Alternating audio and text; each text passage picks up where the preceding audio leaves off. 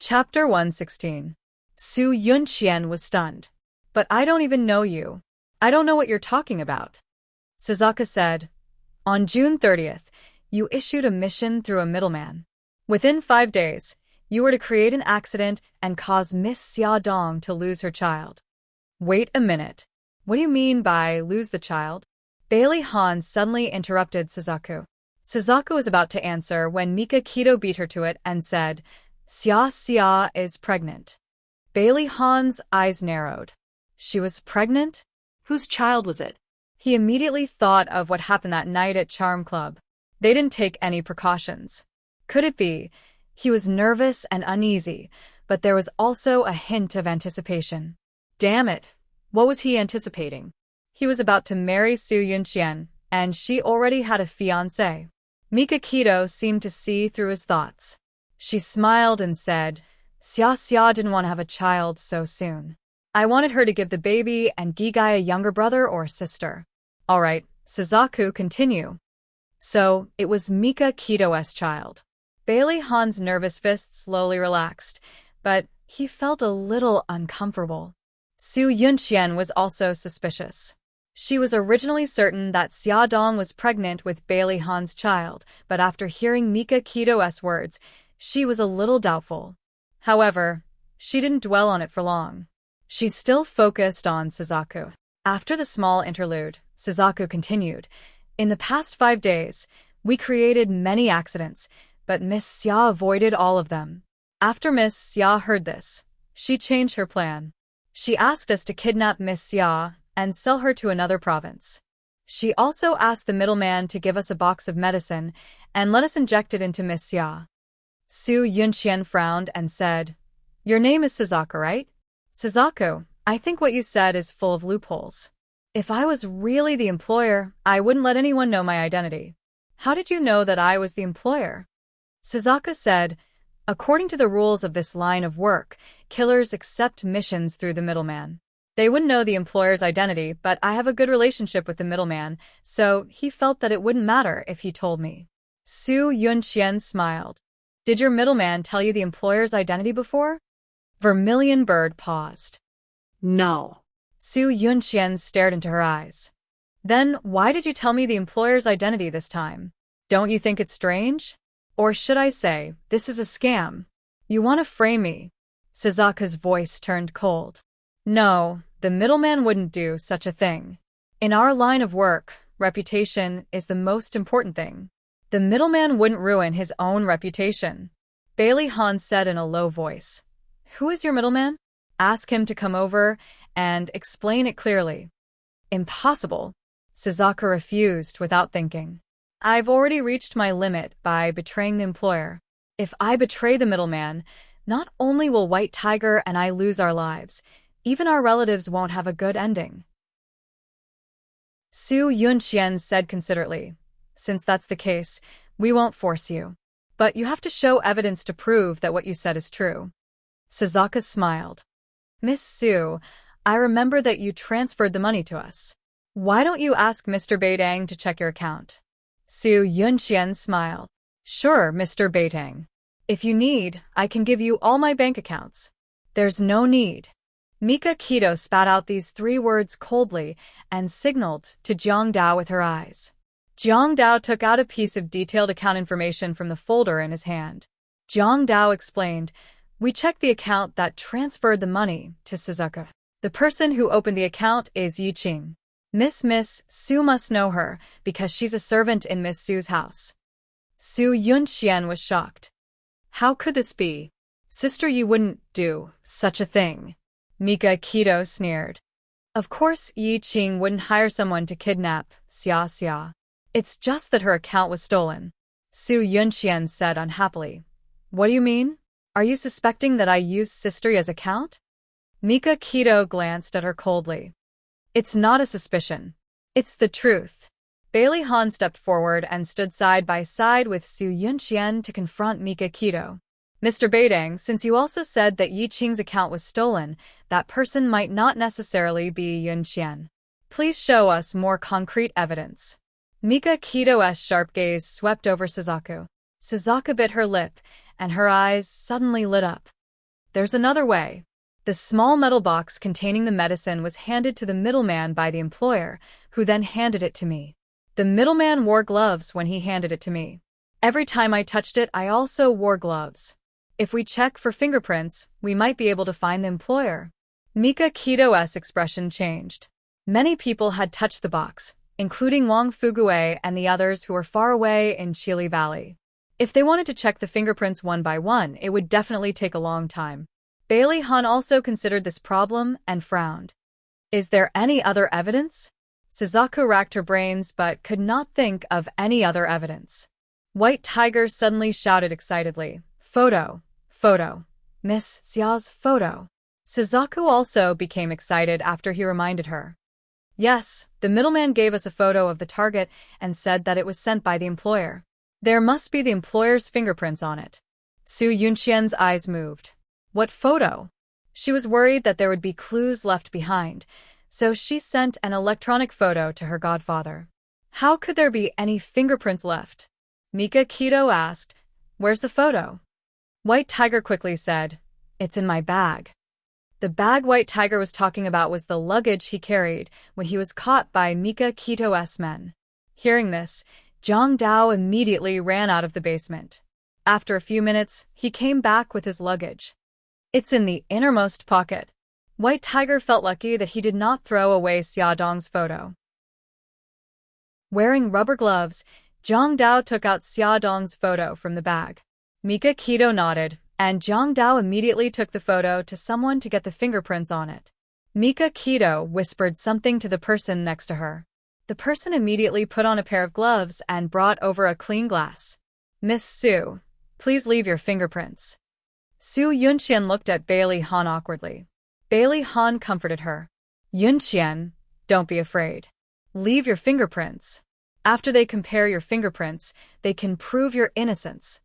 Su Yunqian gritted her teeth. She felt that this matter was a bit strange. Although she was sure that she did not give her godfather Xia Dong's photo, what if someone framed her and the fingerprints matched? Mika Kito saw her hesitation. She stared at her with sharp eyes like a hawk and said coldly, "Miss Su, can I take it that you don't dare to leave your fingerprints because you feel guilty?" "Of course not." She immediately showed a charming smile. "Why wouldn't I dare? I didn't do anything wrong." She elegantly held the glass. Mika Kito sneered and said lightly, "Thank you for your hard work today. I'll let you know when the results are out tomorrow." Bailey Han nodded and left the villa with Su Yunqian. He drove her to the door and glanced at her left wrist. "Yunqian, how's the injury on your hand?" She smiled. "It's not very painful. Han, do you want to sit in my room?" Bailey Han leaned over and kissed her forehead. "No, you're tired. Rest early. Say hello to Uncle and Andy for me." "Okay." She hugged him and said softly, "Han, you have to believe me. I really didn't do it." "I know." Bailey Han's lips curved. "I believe you." He opened the car door for her and held her hand like a gentleman. "Go in. Don't think too much." Su Yunqian nodded and waved her hand with a smile. On the other hand, Xia Dong had been able to suppress the drug addiction in her body with the antidote.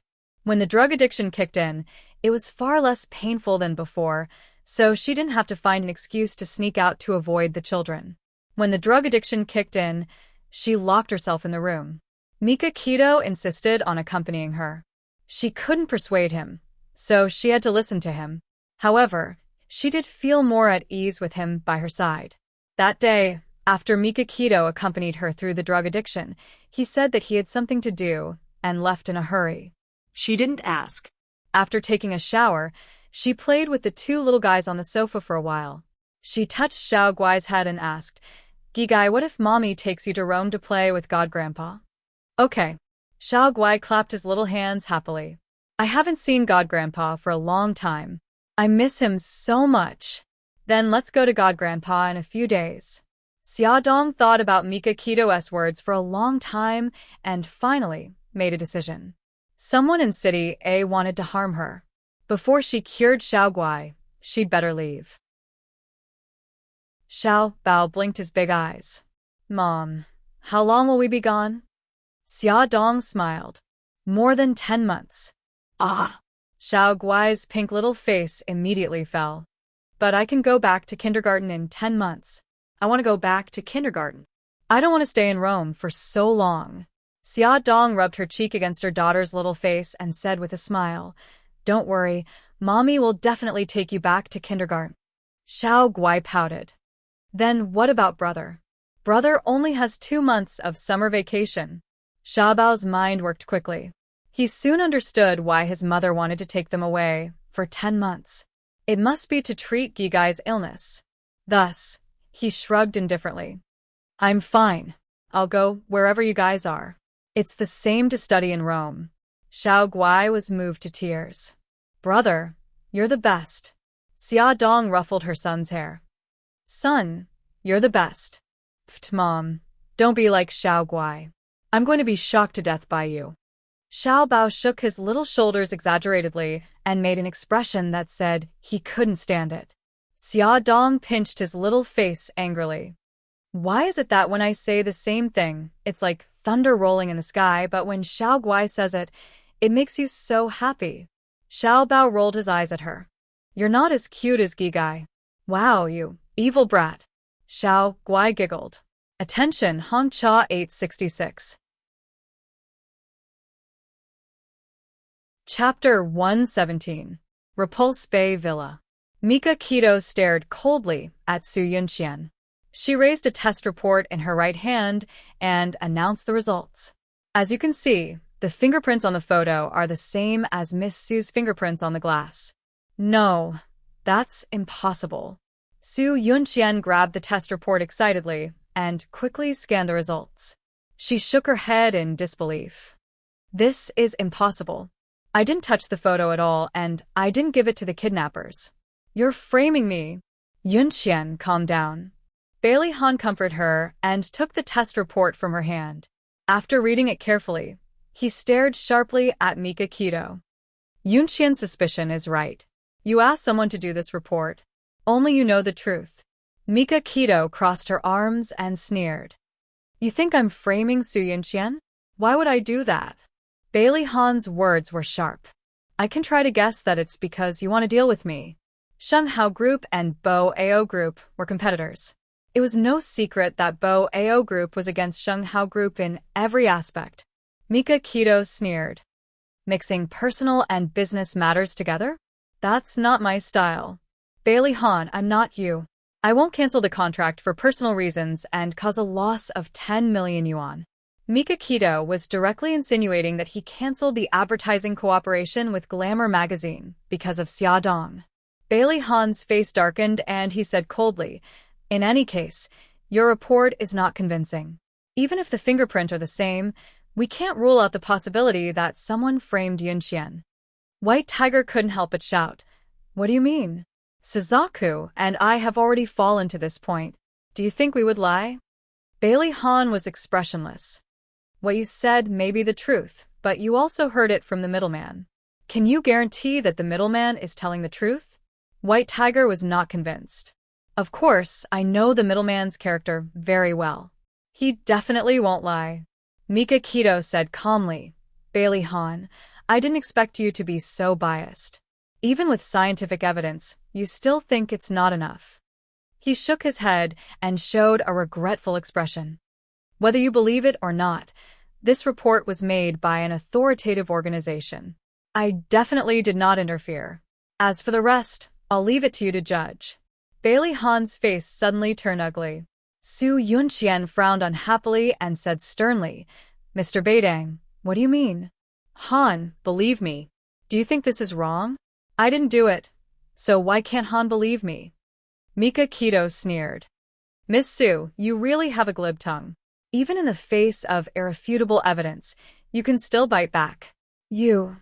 Su Yunqian was so angry that her eyebrows were raised. You're slandering me. Mika Keto stopped smiling and exuded a cold and domineering aura. I'll use facts to tell you whether I'm slandering you or not.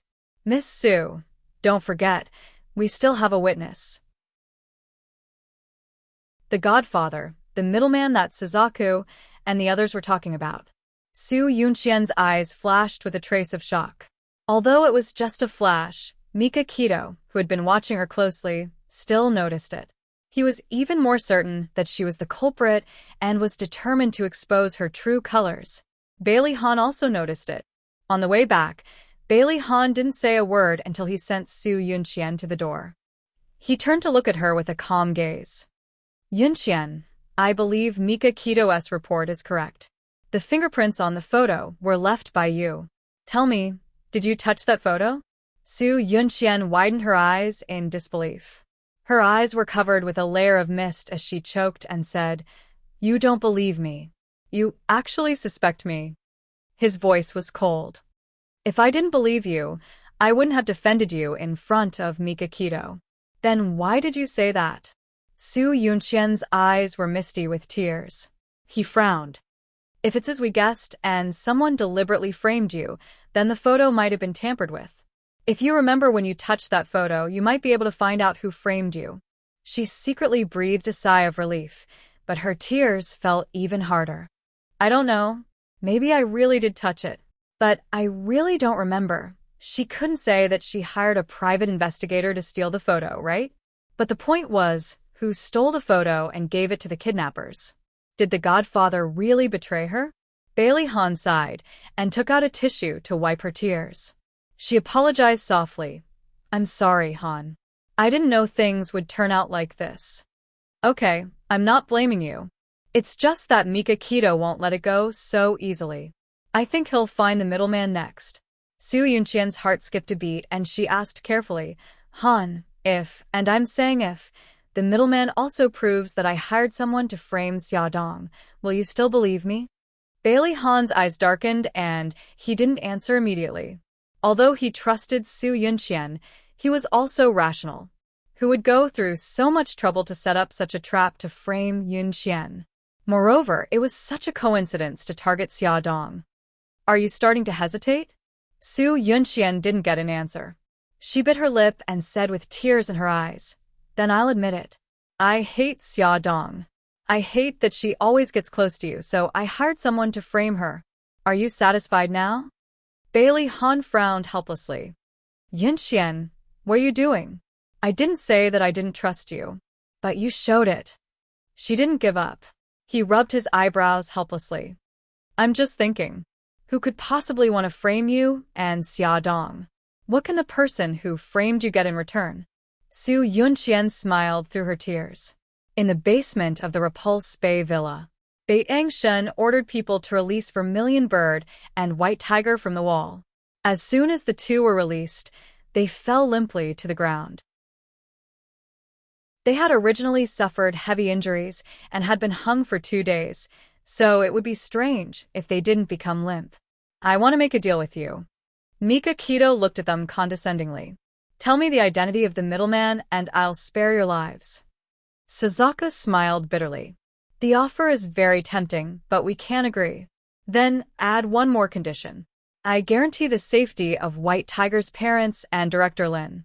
Mika Kito knew what they were most worried about. Suzaku and White Tiger couldn't believe it. They didn't believe that the cruel and cold Mika Kito would let them go. White Tiger gritted his teeth. Why should we believe you? We kidnapped Miss Xia and caused her to become addicted to drugs. Are you really going to let us go? He had already seen that Mika Kito loved Xiaodong deeply. Anyone who dared to hurt her would be tortured miserably. Mika Kito looked indifferent. Do you have any other choice except to believe me? If you don't tell me, you'll die. If you tell me, not only will you survive, but you may also save the lives of your loved ones. They hesitated for a long time, but in the end, their desire to live prevailed. White Tiger's face was ashen as he said, In fact, we don't know the identity of the middleman. We only know that his nickname is Godfather. He has been the contact of all the killers in a city since we started this business. Mika Kito raised his eyebrows. How can we find him? Suzuka leaned weakly against the wall and said, There's a bar called Blue Series. He often lurks there, wearing a mask to mix drinks for the customers. No one has seen his real face. Mika Kito glanced at Jiang Dao, who immediately led his men to the bar called Blue Series. 2 hours later, Mika Keto received a call from him. Blue Series was closed, and no one knew where Godfather was. Where else can we find him? Godfather. This person was not simple. Suzuka shook her head. This is the only way to find him. There's only one phone number. She told Mika Keto the phone number. She dialed the number and heard a cold voice. Sorry, the number you have dialed is not in service. Mika Keto looked at her coldly. It's not in service. She smiled mysteriously. It's not in service. Wait for 2 minutes. 2 minutes later, Mika Keto's phone rang. The caller ID was a string of garbled codes, and he could not see the caller's number. He answered the call and heard a gloomy voice. I'm Godfather. Mika Keto narrowed his eyes and said slowly. I'm Mika Keto. Godfather sneered. So you're the head of the Yamaguchi gang. Nice to meet you. What can I do for you? Mika Keto said indifferently. I heard you recently accepted a job, and the target is my fiancé. Godfather paused, and his voice became serious. Yes, I did. Why? Are you here to settle the score with me? Mika Keto sneered. I know the rules of the underworld, and I won't do anything to you. I just want to know who the employer is. Godfather refused. I won't tell you the employer's name. This is the rule. Mika Keto asked casually. Even if it means becoming the enemy of the entire Yamaguchi gang? Godfather smiled bitterly. Boss Beidang, I'm just trying to make a living. Why do you have to force me? Mika Keto said word by word. Whoever dares to touch my woman and child is courting death. He exuded a cold and murderous aura, and Suzaku and White Tiger couldn't help but shiver. The Godfather was silent for a long time before he said, I can tell you the name of my employer, but you can't let this matter spread out. You can't ruin my reputation, or I'll keep this secret even if I have to die without a burial place. Okay, I promise, Mika Keto said without hesitation. Her name is Su Yunqian. After saying this, the Godfather hung up the phone. After the call ended, Mika Keto also ended the recording on his phone. His lips curved into a sinister smile. Su Yunqian, let's see what else you have to say this time. Welfare, Xinwu 799. Chapter 118. Mika Keto played the recorded conversation in front of Bailey Han and Su Yunqian. Although Bailey Han was prepared for it, his expression still changed after hearing it. Su Yunqian jumped up from her seat and screamed, I don't believe it. I'm going to ask Suzaku and White Tiger why they framed me. At this moment, she was the perfect example of a person who had been framed. Bailey Han stopped her. Yunqian, calm down. We'll get to the bottom of this. How can I not be excited? Who is it that framed me? Su Yunqian abandoned all her elegance and pushed Bailey Han's arm in agitation. Han, don't stop me. I have to get to the bottom of this. Mika Keto looked at her coldly. Okay, I'll allow you to interrogate them.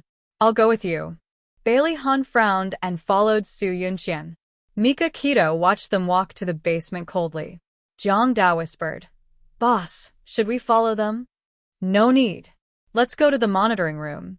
In the monitoring room, Mika Keto sat in front of the monitor and saw Su Yunqian angrily questioning Suzaku and White Tiger.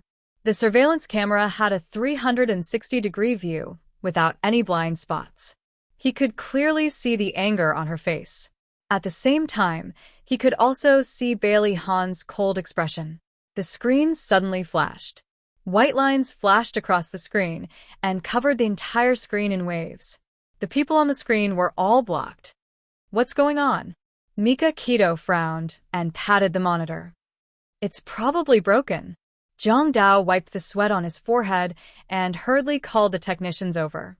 In the basement, Su Yunqian sternly questioned Suzaku and White Tiger. They calmly said that they didn't frame her and were just telling the truth. She casually glanced at the time on her wrist.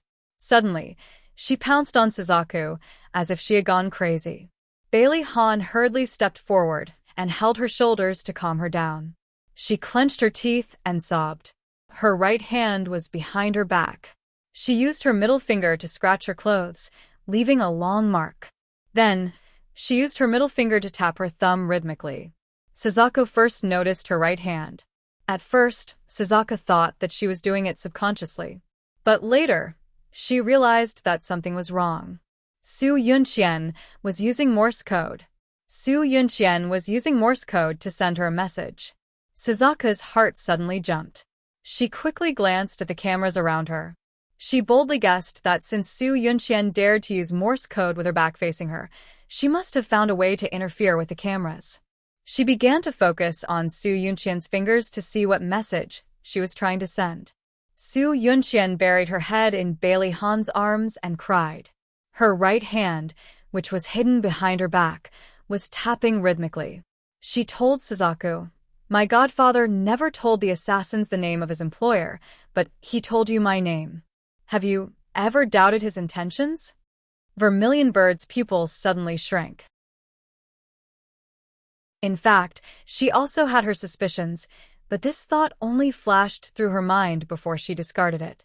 She believed that her godfather was a righteous person. But today, when Baitang Shun threatened her godfather, he didn't even hesitate to reveal his employer's name. This indeed made her somewhat disappointed. Even though she herself had betrayed her employer, Su Yunqian used Morse code again. He had long planned to betray you. Think about it. You changed your appearance and escaped abroad. You even used fake identities. How did Mika Kido find you in 2 days? That's because someone secretly tipped her off. Suzaka was shocked again. Only she, White Tiger, and her godfather, who helped them get fake IDs, knew about her and White Tiger going to Vanuatu. Did her godfather really betray them? Su Yunqian's fingers moved again. Are you willing to be betrayed by your godfather? Why do you want to be righteous when your godfather is heartless? Well, that's all I have to say. Think about it yourselves. Su Yunqian estimated the time it took Falcon to hack into the villa's CCTV and quickly stopped typing the password. When Bailey Han comforted her, she said weakly, "Han, I don't want to stay here anymore." Bailey Han held her arm. "Okay, let's go." The moment they left the basement, the CCTV returned to normal. Mika Kito's eyes moved. She felt that it was too much of a coincidence that the CCTV was broken. She called her subordinate who was guarding the basement door. The subordinate told her that Su Yunqian did not say anything. After yelling angrily, she leaned into Bailey Han's arms and cried. Mika Kito frowned and was deep in thought. Just then, one of her subordinates came in and said, "Boss, someone uploaded the photos 3 days ago. We have a clue." 3 days ago, someone uploaded the photos of Xia Dong's drug addiction to the internet through a foreign server. Fortunately, Mika Kito was prepared and intercepted it, so it did not cause a stir. Mika Kito looked at her subordinate and gestured for him to continue. Ouyang cracked the other party's IP address. Through the IP address, we found out the other party's identity. He is a hacker. He said that a client from China contacted him and asked him to release the photos. He did not know the other party's name, but he received the photos through an email. Through the email used to trade with the hacker, we tracked down the address. The subordinate handed a small notebook to Mika Kito and pointed at a little red dot on the map. The Su family. Mika Kito's eyes narrowed dangerously. The Su Bolan family? No, it's Su Morong's family. What? Mika Kito raised his eyebrows in surprise. Xia Xia's father, Xia Zhenxing, married Su Morong. He had investigated thoroughly and found out that they had a daughter named Su Xingqian. How could they be involved in the theft and photos? He had always thought that the mastermind behind the theft, photos, and kidnapping was the same person. Could he have been wrong? After a moment of shock, Mika Kito's face darkened. Things are getting more and more interesting. Who took these photos and who wants to harm Xia Xia? I'll get to the bottom of this. He flipped through the photos carefully, trying to find clues. In the photos, Xia Dong was lying on the bed in pain. Her body was convulsing, and the background was in her bedroom. Wait a minute. Except for the one time when she first came back, she spent the time in her own bedroom. After that, he had brought her to his villa, every time. Mika Kito suddenly flew into a rage and slammed the photos on the table. Zhang Dao, Get Xia's nanny here. He paused and said, don't let Xia know about this. In Xia's house, the only person who could come into contact with her was the nanny. The nanny was quickly brought to Mika Keto by Jiang Dao. She was in her 30s and came from the countryside. She looked honest and timid.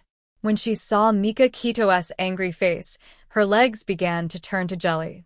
She said in a trembling voice, Mr. Beitang, why are you looking for me? Mika Keto threw the photos at her face. She hurriedly caught the photos.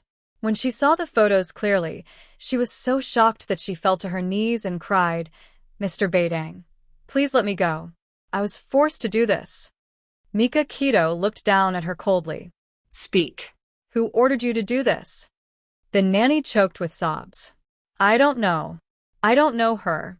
She covered her face. I only know she's a woman. She kidnapped my child and threatened me. She said she would kill my child if I didn't do as she said. She crawled to Mika Keto on her knees and grabbed his leg. She begged, Mr. Beitang, I beg you. Please let me go. I didn't do it on purpose.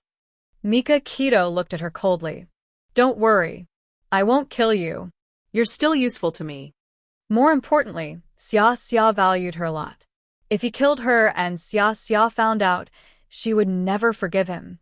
The nanny kowtowed gratefully. Thank you. Thank you. I'll do whatever you ask me to do. Mika Keto walked around her in disgust. Do you remember the voice of the person who ordered you to do this? Yes. Mika Keto said a few words to Jiang Dao and then walked out of the surveillance room. Jiang Dao asked the nanny to sit in front of the surveillance screen. He pointed at Su Yunxian on the screen and said, listen to her voice. The nanny nodded hurriedly. Mika Keto walked into the living room. Bailey Han and Su Yunxian had been waiting for him for a long time. Bailey Han said calmly, I thought you wouldn't show up again. He had left the guest here for more than an hour while he stayed in the surveillance room. If it weren't for the fact that he wanted to solve this problem once and for all, Bailey Han would have slammed the door and left. I'm sorry to keep you waiting. I was dealing with something just now. Mika Keto apologized, but there was no apology on his face. Bailey Han was very unhappy. He said with a dark face, let's get to the point. We don't believe the words of the middleman.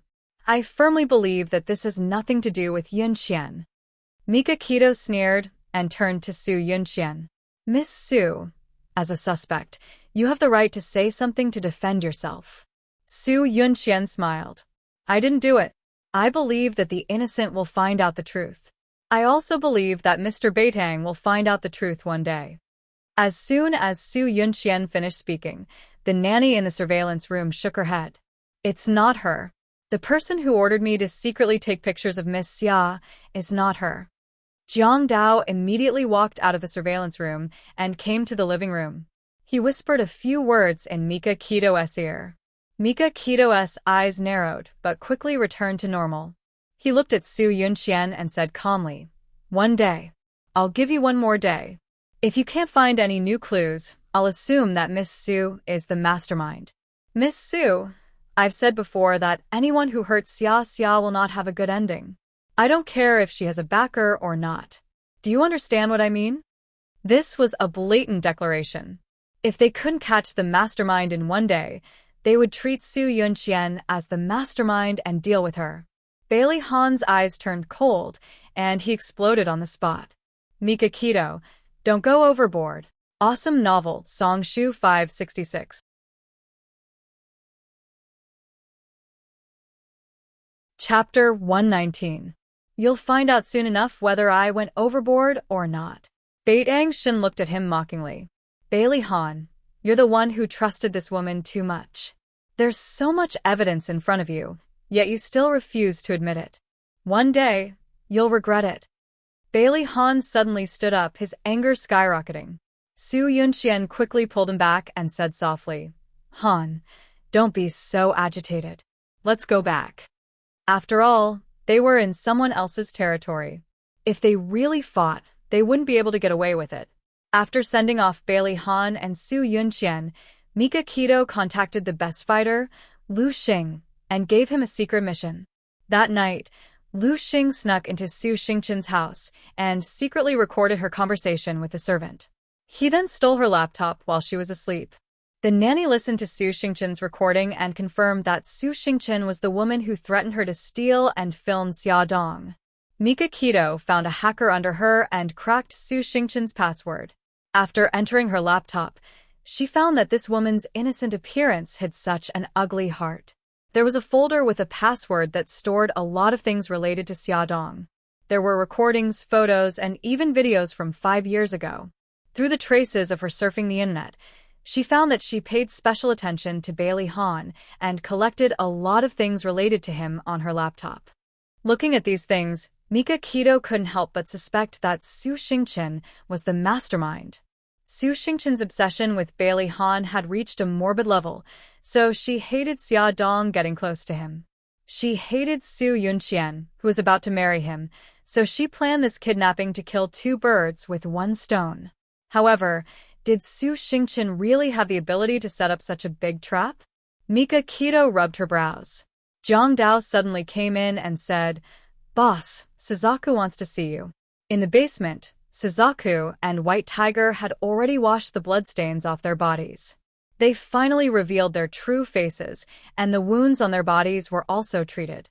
Suzaku's cold and elegant face was expressionless as she said, "Boss Beidang, I suddenly thought of something that might be of help to your investigation." Mika Keto looked at her coldly. Tell me. "Godfather has a goddaughter." She paused and said, "I overheard it by accident. That day, I went to Godfather's place to pick up a mission. It was Miss Xia's mission. I arrived earlier than the agreed time. I overheard him talking to someone and heard him call his precious goddaughter. After that, my godfather told me that Su Yunqian had issued a mission." Mika Keto raised her eyebrows. Suzaku continued, "I didn't think too much about it, but now that I think about it, I feel a little strange. Why would my godfather tell me the employer's name? He knew it was against the rules." Mika Keto said indifferently, "Do you think it's because of the person he was talking to on the phone?" Suzaku shrugged. "I don't know. I'm just asking a question. I don't suspect anything." Mika Keto's gaze was sharp. "Are you trying to tell me that Su Yunqian was framed by my godfather?" Suzaku curled her lips, and her cold and elegant face immediately became beautiful. "Boss Beidang, as a prisoner, I know my own situation very well. I won't play tricks to test your patience, and I won't risk my own life. I'm just telling you everything I know." Mika Keto's gaze was as sharp as a knife, coldly cutting her skin. She said word by word, "That had better be the case." Suzaku was not moved at all. She asked calmly, "White Tiger, and I have already told you everything according to the agreement. When will you follow the agreement and ensure the safety of our loved ones?" "I'll arrange for them to emigrate within this week." "Emigrate?" Suzaku's gaze turned cold. "Emigrate to Japan?" Mika Keto's eyes flashed with admiration. "Not bad. You're very smart." Suzaku sneered. "What a clever trick. You've tied up the people we care about and sent them to Japan. Aren't you afraid that we'll betray you?" Mika Keto placed her hands on the table and looked down with a domineering aura like a king. "I've never been worried that you'll betray me. Controlling your loved ones is just to make you more useful to me." Suzaku looked at the tall figure in front of her. Although she was angry, she was more impressed. This man was born with the wisdom and aura of a king. She said expressionlessly, "Deal. White Tiger and I agree to work for you, and you have to guarantee the safety of White Tiger's parents and Director Lin." Of course. Mika Keto was also expressionless. It was a long time later that Suzaku realized that after she and White Tiger hurt Xia Dong, they were able to escape unscathed and reach an agreement with Mika Keto. They were simply lucky. Of course, it was also at that time that she realized that if it weren't for the fact that they were still useful, they would have been thrown into the Tibetan Mastiff Zoo and fed to the mastiffs by Mika Keto. Suzaku and White Tiger officially joined the Sanka group. Mika Keto considered that the godfather might take revenge on them and temporarily arranged for them to go to Japan to familiarize themselves with the gang's affairs. Of course, he also sent loyal subordinates to keep an eye on them to prevent them from playing any tricks. Now, it seemed that all the evidence pointed to Su Xingchen being the mastermind and Su Yunqian being innocent. Mikakito was waiting. He was waiting for the one-day deadline to see what evidence Su Yunqian would produce to prove her innocence. The next day, accompanied by Bailey Han, Su Yunqian appeared in Mikakito's office with a small box. She took out the contents of the box. There was a recording pen and a stack of photos. She bit her lip and seemed to be in a difficult position. Xingchen asked the servant to give me the recording pen. It contains what Miss Xia said in front of her mother's grave. As for the content, you will know once you listen to it. These photos were also sent to me by Xingchen. My assistant can testify. Mikakito played the recording pen. The contents of the recording made his expression turn ugly. Bailey Han's deep eyes also moved. It was Bailey Han's first time seeing these photos. It was actually taken the night he was at Charming Club. At the time, Xiao Tianxing warned him that Su Xingchen was also at the club and told him to be careful. That was why he asked Xiao Tianxing to carry Xia Dong into the private room. He didn't expect Su Xingchen to sense that something was wrong and secretly took photos. Bailey Han looked at Su Yunqian. Why didn't you tell me that Su Xingchen gave you these photos? Su Yunqian bit her lip and forced a smile. I believe that there's nothing going on between you and Xia Dong. Xingchen must have done this to create a rift between us. Of course, I don't want her to succeed. Han, the reason why I kept this from you was because I didn't want you to think that I misunderstood you. Bailey Han didn't say anything, but secretly held her hand. Su Yunqian smiled slightly and looked at Mikakito. Mr. Beidang, weren't you curious why Xia Dong's photos had my fingerprints? I remembered that after Su Xingchen sent me the photos, she came to my office. She might have stolen the photos with my fingerprints. My assistant can testify that she came to my office. Mikakito's deep eyes stared at her as if he wanted to see through her. She maintained an elegant smile and was neither servile nor overbearing. Bailey Han took a step forward and confronted him. His gaze was as cold as water. I believe that Mr. Beidang will find out the truth and won't wrongly accuse an innocent person. Mikakito said indifferently, Of course, I won't wrongly accuse an innocent person, and I won't let the real culprit go. Through the evidence, everything was as Su Yunqian said. Su Xingchen had sent the items in the box to her, and Su Xingchen had indeed been to Su Yunqian's office. Su Yunqian's suspicions were cleared, and Su Xingchen was now the prime suspect. Mikakito sneered. Su Xingchen, it doesn't matter if you're related to Xia Xia by blood. If you dare to hurt Xia Xia, I'll make you pay the price. At this time, Su Xingchen's mood was so good that she had nothing to say. This was because she had just spoken to her godfather. Her godfather had said that his two killers had been arrested by Beidang Shen. Moreover, Beidang Shen had obtained testimony from him. Su Yunqian's kidnapping of Xia Dong had been exposed. Su Xingchen didn't know that he and his godfather had teamed up to plot against Su Yunqian, but she had bitten back and dragged him into the water. He had become the target of Mikakito's revenge. Because she was in a good mood, she invited Bai Meiwei and Bailey Fei Yan to a nightclub to have some fun. The three of them drank and laughed together. Soon, a handsome guy came over to hit on her. Bailey Fei Yan, the love-struck girl, was the first to be seduced. The two of them hugged and danced on the dance floor. Another guy came over to hit on Bai Meiwei. Bai Meiwei already had someone in her heart, so of course she rejected him. She waved at Su Xingchen and said, I'm going to the washroom. Su Xingchen smiled and nodded. A handsome guy came over. His short hair covered his forehead, and his eyes were charming. He chuckled and said, Alone? Su Xingchen also smiled. No, I'm with a friend. The handsome guy suddenly came in front of her. His handsome face was magnified, and she couldn't help but be stunned. Just as she was in a daze, the person beside her quickly put a white pill in her wine glass. The handsome guy's nose was already close to hers. She quickly pushed him away and blushed shyly. The handsome guy raised his wine glass and smiled ambiguously. You look like my first love. How about we toast to this coincidence? Su Xingchen blinked. Do you always use such lame excuses to get close to girls?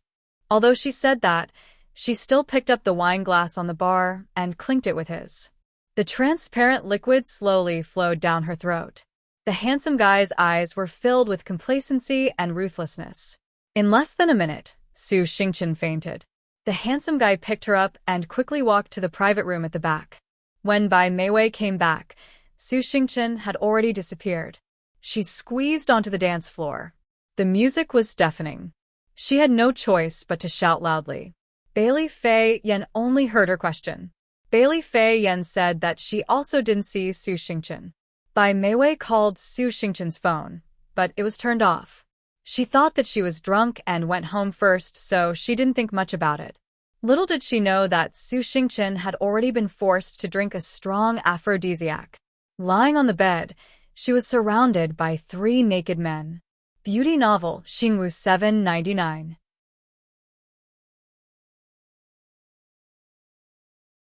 Chapter 120. So hot, so uncomfortable, Su Xingchen was forced to drink 2 large cups of strong alcohol mixed with aphrodisiac. Her whole body felt like it was on fire, and she lost all reason. She only knew that following her body's instinct, she tore off the clothes on her body. In a short 10 seconds, her whole body was only left with her underwear. So hot, so hot. Not enough, no matter how much she tried. It was not enough. Her eyes were blurred, and she took off the last bit of cloth on her body. Her soft and beautiful figure was immediately exposed in front of the 3 men. The 3 of them were all male prostitutes in this bar, and they were called to this private room by a mysterious client. The mysterious client told them that as long as they served the woman on the bed, each of them would receive a reward of 1 million. 1 million, ah! They never dreamed that they would have so much money. Even if they were facing an old and ugly woman, they were willing to do it, let alone this beautiful woman in front of them. Don't be afraid. Big Brother will soon make you not hot.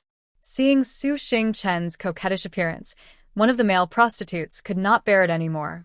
His thing was already bulging up, and he impatiently pounced on her.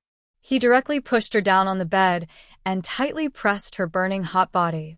The other 2 male prostitutes were originally somewhat hesitant, but when they saw their companion pouncing on her, they were afraid of falling behind, so they also quickly pounced on her. They still remembered the mysterious person's words, to make her beg for mercy, to take the initiative to seduce them, to beg them. They were all experienced in love, and they were very familiar with a woman's body, and they were also very skilled.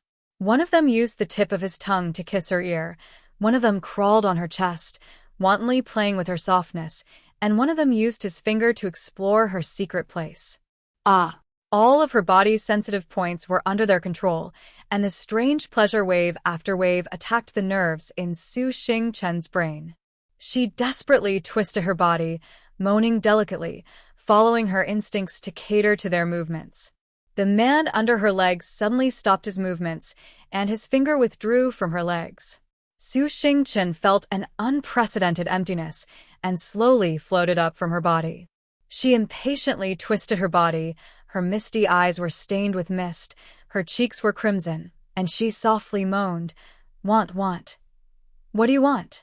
The person in front of her chest mischievously pinched her soft breasts, and the increased strength made her cry out involuntarily. Although it was a little painful, a strange feeling soon surged in her heart. She wanted more, but the 3 of them stopped moving. The unbearable pain spread in her body, and it was very uncomfortable. She tried her best to grab a body and rubbed against his chest, letting out comfortable moans. That person let out a deep laugh. "Kitten, I'll teach you how to play with yourself, okay?" He grabbed her small hands that were groping everywhere and placed them on her own soft hands. His palms covered hers, and he rubbed them gently at first before slowly increasing the strength. She quickly learned how to make herself comfortable and impatiently placed both her hands on him. "Don't be in such a hurry." That person smirked as he pulled one of her hands down and slid it down to her flat bottom. Then, he slowly slid his hand down, following the fragrant grass into the valley. Watching a beauty defile herself was a very erotic thing. The three of them were burning with lust and their mouths were dry.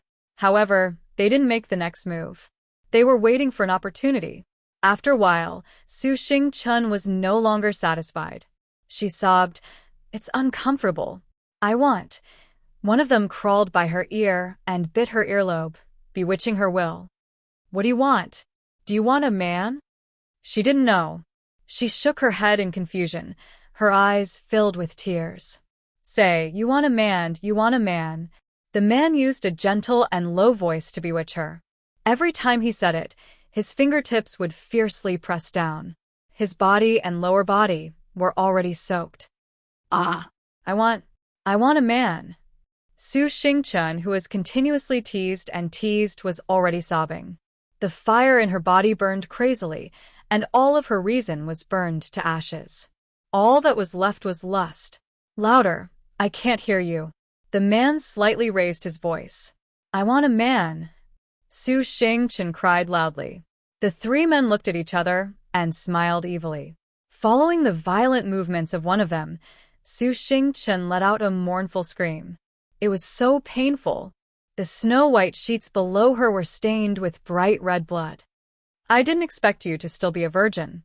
The man worked hard, without the slightest bit of tenderness. The blood-curdling screams gradually turned into moans and groans. The good show had just begun.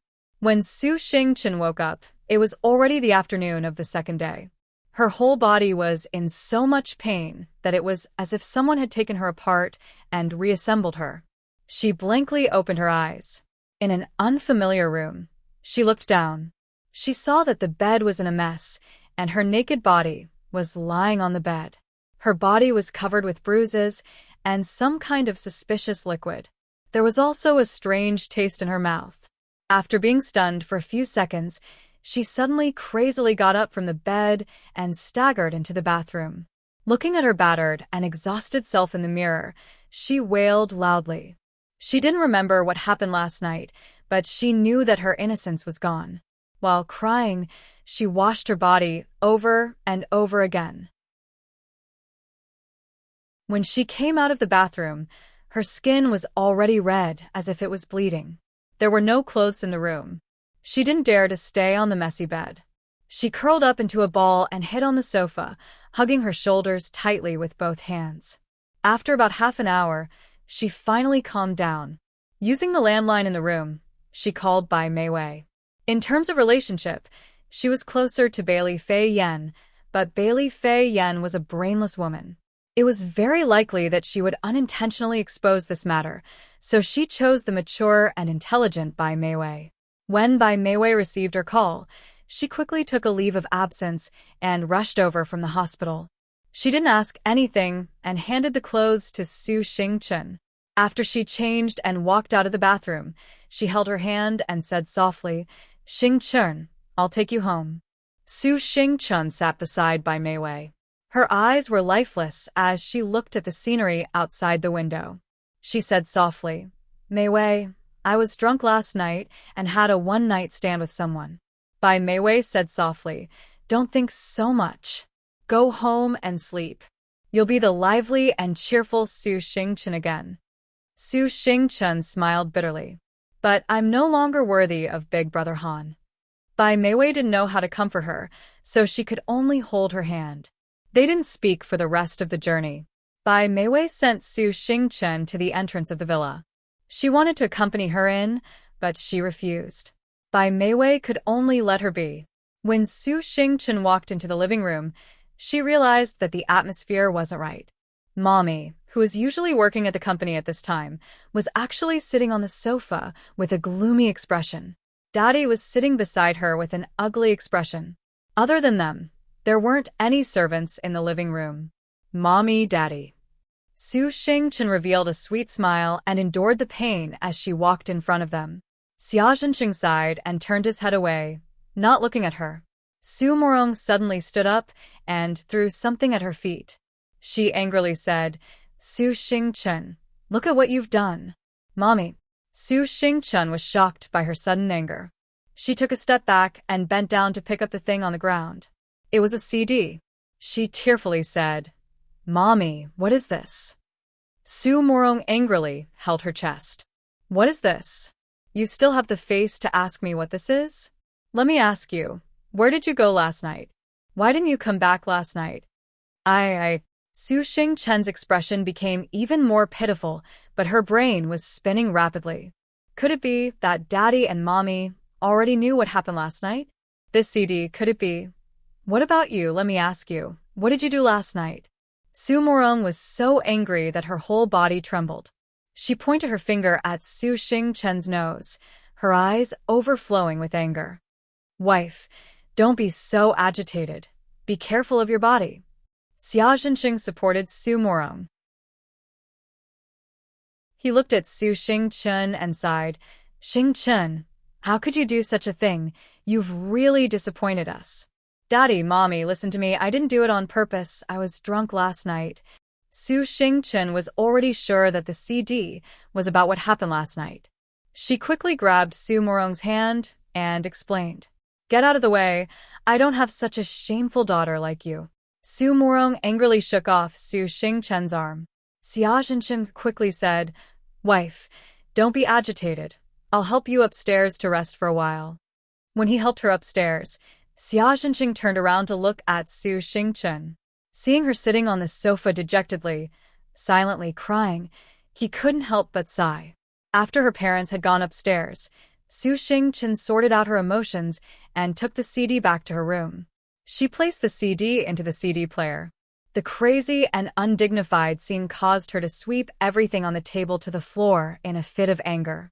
Whatever bottles and cans, they were all smashed. After the anger, she tried to calm down. She knew that she was framed, and the other party sending the CD into her parents' hands was only the first step.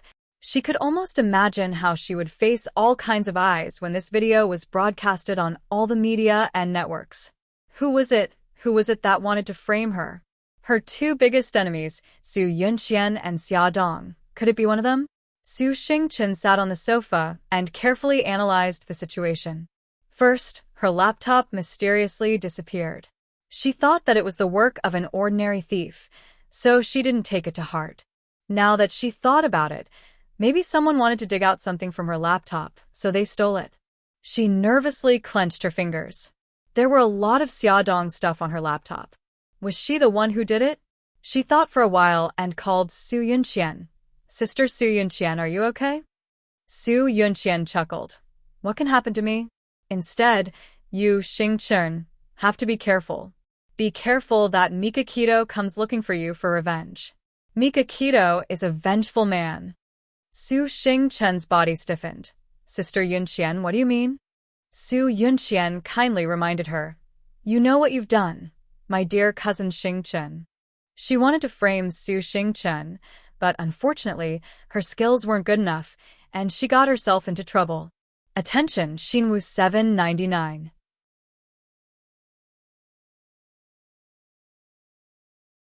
Chapter 121. Su Xingchen ended the call and bit her lip. She began to confirm that her plan with her godfather had failed. If Su Yunqian was really treated as a suspect by Mikakito, she wouldn't be so arrogant. With Su Yunqian's methods, she must have bitten her back. So, she was actually being taken revenge by Mikakito. Su Xingchen scratched the leather sofa with her nails. There was a knock on the door. She took a deep breath and said softly, Please come in. Xia Zhenxing walked in. His expression was still very ugly. Seeing the shattered glass on the floor, he sighed and said, Xingchen, your mommy is still very angry. Wait a few days for her anger to subside a little. Then you can have a good talk with her and ask for her forgiveness. Su Xingchen blinked. Her eyes were quickly covered with a layer of mist. She looked at him pitifully. Daddy, I was set up. I was at a bar with my friends last night, and someone drugged my drink. Xia Zhenxing was very shocked. There's such a thing? Who set you up? She said with tears in her eyes. Mikakito. You mean the CEO of Bo Ao Corporation, Mikakito? Xia Zhenxing couldn't believe it. Wasn't Mikakito Xia's fiancé? Why would he drug Xingchen? Yes, it's him. Why would he want to harm you? Su Xingchen lowered her head guiltily. Because I know that Xia Dong is my older sister and Brother Han treats her very specially. So, I once insulted her verbally. When Mika Keto found out about it, he took revenge on me. Xia Zhenxing's body stiffened. After a long time, he said, "You really only insulted her verbally? I've seen Mika Keto before. He doesn't seem like such a ruthless person." If he had only spoken ill of Xia, Mika Keto wouldn't have done something so overboard. Su Xingchen jerked his head up and looked at him in disbelief. "Daddy, Xia Dong is your daughter. I'm also your daughter. Why are you biased towards her? I really only said a few bad things about her and Mika Keto happened to hear it." Xia Zhenxing pinched his eyebrows. "Someone sent a CD to our house this morning. I'm worried that Mika Keto will do something else. Daddy, he won't let me go." Su Xingchen grabbed his arm, his face full of anticipation. "Daddy, I beg you. Go and plead with Sister Xia Dong. Ask Mika Keto to return my things and let me go, okay?" Xia Zhenxing looked troubled. "Xingchen, it's not that Daddy doesn't want to help you, but… Xia hates me. She doesn't want to see me at all." Su Xingchen burst into tears. "Mika Keto will definitely leak the CD. I don't have the face to live anymore." As she spoke, she suddenly stood up and ran to the window. She quickly opened the window and looked like she was going to jump out of the window. Xia Zhenxing hurriedly ran up and grabbed her arm. "Xingchen, calm down. We'll think of a solution." Su Xingchen burst into tears. "What else can we do? Mika Keto won't let me go. I'll just die. Then I won't embarrass you." She struggled hard, trying to pry his hands off her. He desperately held onto her arm and gritted his teeth. "Okay, I promise you. I'll go find Xia and ask her to persuade Mika Keto." Su Xingchen's lips curled into a smug smile. She turned around and hugged Xia Zhenxing, crying her heart out. "Daddy, okay. Don't cry. Hurry up and get down." Xia Zhenxing's heart was in his throat. He carefully helped her down from the railing. Xia Dong came out of the company building and was about to go to the parking lot to get her car when she was suddenly stopped. She looked coldly at Xia Zhenxing, who was standing in front of her, and said coldly, "Xia Zhenxing, didn't I make myself clear? I don't want to see you." Xia Zhenxing looked embarrassed and pained. I'm sorry. "I didn't want to disturb you, but…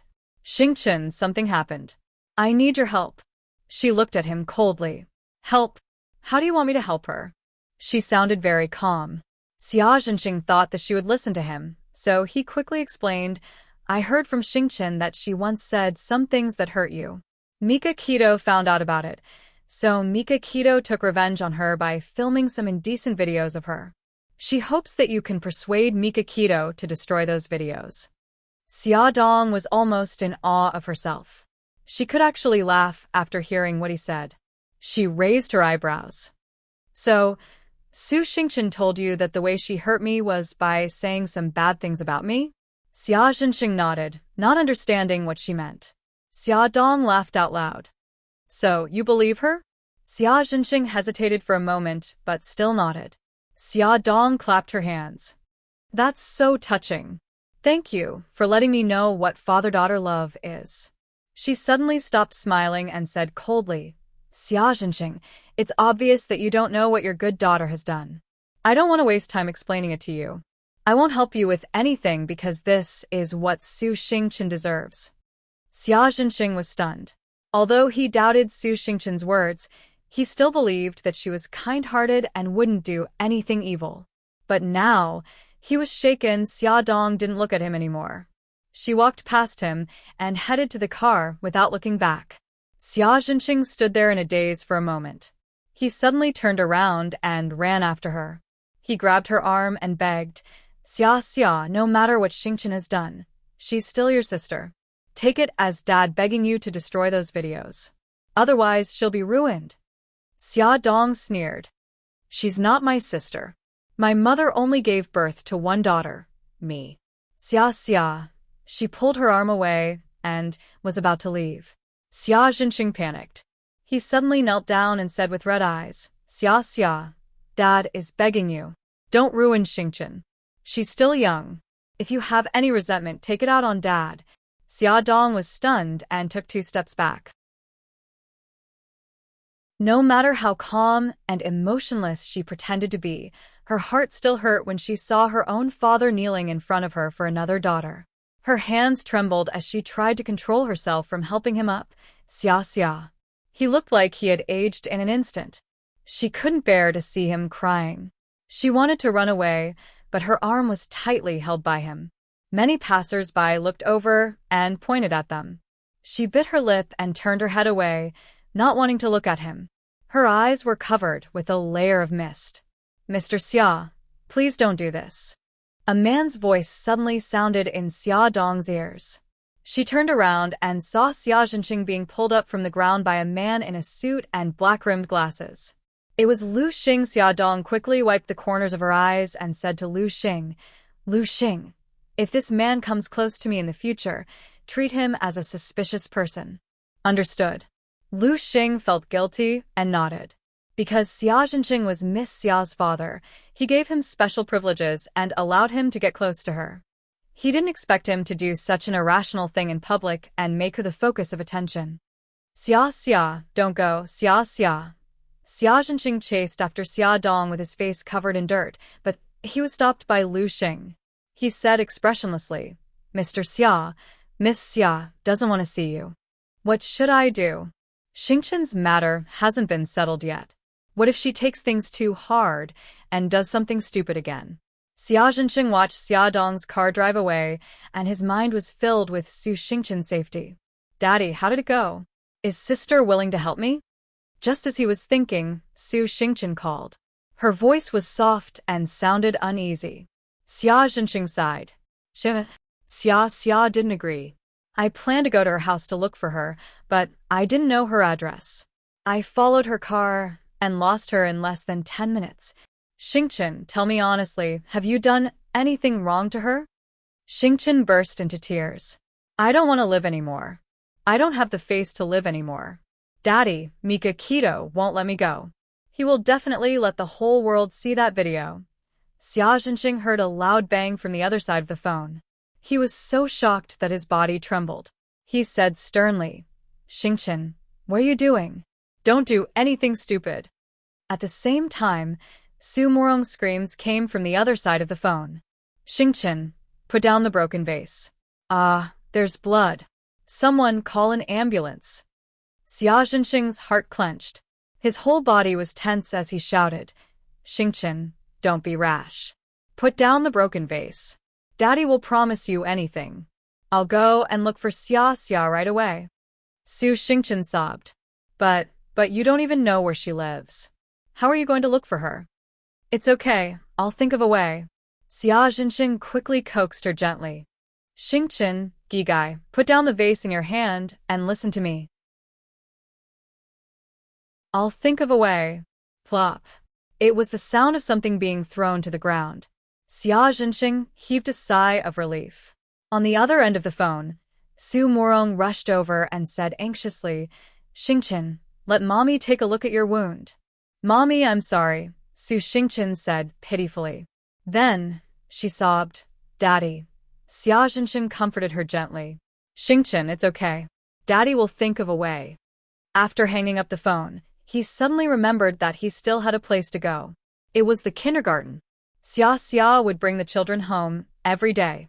By the time he arrived at the kindergarten, Xia Dong was already gone, and the children had all left. He punched the iron gate with all his might, unwilling to give up. After overcoming her drug addiction, Xia Dong lay lazily on the bed and stared blankly out the window. Mika Keto patted her head. "What's wrong? Are you in pain?" She looked into his eyes. "Brother Shin, tell me, how did you take revenge on Su Xingchen?"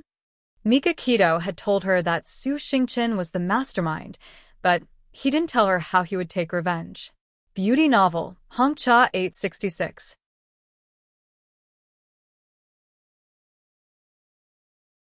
Chapter 122. Mika Keto pursed his lips. "Are you sure you want to know?" She nodded firmly. "Brother Shen, I know what you're capable of. My psychological endurance is already very strong." I'll take that as a compliment. The corners of his lips curled up, but his words were cold and heartless. I'm just giving her a taste of her own medicine. Last night, I arranged for 3 male prostitutes to serve her and filmed the entire process. Also, I gave her an unexpected surprise. Of course, Xiaodong knew what it meant to serve her. She felt a little sorry for her, but when she thought about how Su Qingchen had hired a hooligan to molest her 5 years ago and even uploaded a video online, causing her to be unable to return home, her pity dissipated. An unexpected surprise? What's that? Bei'ang Shun's eyes flashed with a cold light. Drugs. I want her to experience the pain of being addicted to drugs. Xia Dong couldn't help but shiver when she thought of the pain. Mika Keto sensed it and stared into her eyes. Do you think I'm scary? Everyone in the world could be afraid of him, but she couldn't. She was stunned. She hugged his arm and mumbled, Brother Shin, in my heart, you'll always be the gentle and considerate Brother Shin who dotes on me and cherishes me. The reason why you treated Su Xingchen like this is because she hurt me first. Mika Keto hugged her tightly, but he was very careful to protect her abdomen. His meticulous care made her feel deeply touched. She lay in his arms and asked softly, Brother Shin, what do you plan to do about that video? He stroked her hair. I know that Xia Zhenxing went to see you today. I want to know your thoughts. Xia Dong was silent for a long time before she said slowly, I never wanted to hurt anyone, but they always force me. I'm not a saint. I won't let Su Xingchen off so easily. She looked down and stroked her abdomen. How could she be so cruel? Not only did she hurt me, but she also wanted to harm my child. She injected me with drugs and wanted my child to be abnormal from the moment he was born. Her voice was choked with sobs as she spoke. She closed her eyes as if she had made an important decision. Brother Shin, I want her to know that she has to pay the price for hurting my child. Mika Keto rubbed his chin against her hair and said softly, I won't let her off. An hour ago, I had someone post the video online. Xia Dong looked up in shock. She saw tenderness in his eyes. She finally understood. She couldn't help but to cries. She's his. He smiled. So, you don't have to feel guilty. I was the one who posted the video. Even if you have to face Xia Zhenxing, you don't have to feel guilty. Xia Dong hugged him. She couldn't help but cry. The Su family. When Xia Zhenxing returned home, he saw a furious Su Morong and a sobbing Su Xingchen. Su Xingchen's right wrist was still bandaged with blood. He sat on the sofa helplessly. In the end, I still couldn't find Xia Dong's house. In front of Su Morong, he would never call his daughter by her nickname. There's no need for that anymore. Su Morong flipped the laptop over and pointed the screen at him. She said sternly, Look at what this is. Xia Zhenxing only took one look and his body froze. It was Su Xingchen's indecent video. It had already gone viral on the internet. Now, not only will Xingchen be humiliated, but our entire Su family corporation will also be in trouble. Su Morong could almost imagine the tragic sight of the stock prices falling. She held her forehead and was in pain. Su Xingchen cried sadly.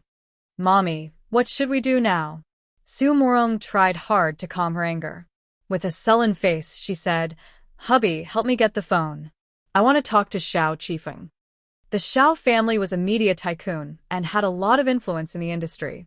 She wanted him to help block the related media and television reports. Just before Su Morong called Xiao Qifeng, he had already received news from the television station and ordered the news to be banned. Su Morong was naturally very grateful. Su Morong used the Su family's influence and connections to get through all the key points. All the newspapers and television reports were banned. However, the internet was not something she could stop alone. A portion of the video was deleted, but another batch appeared. Su Xingchen personally experienced how Xia Dong felt when she was forced into a desperate situation. However, this was just the beginning.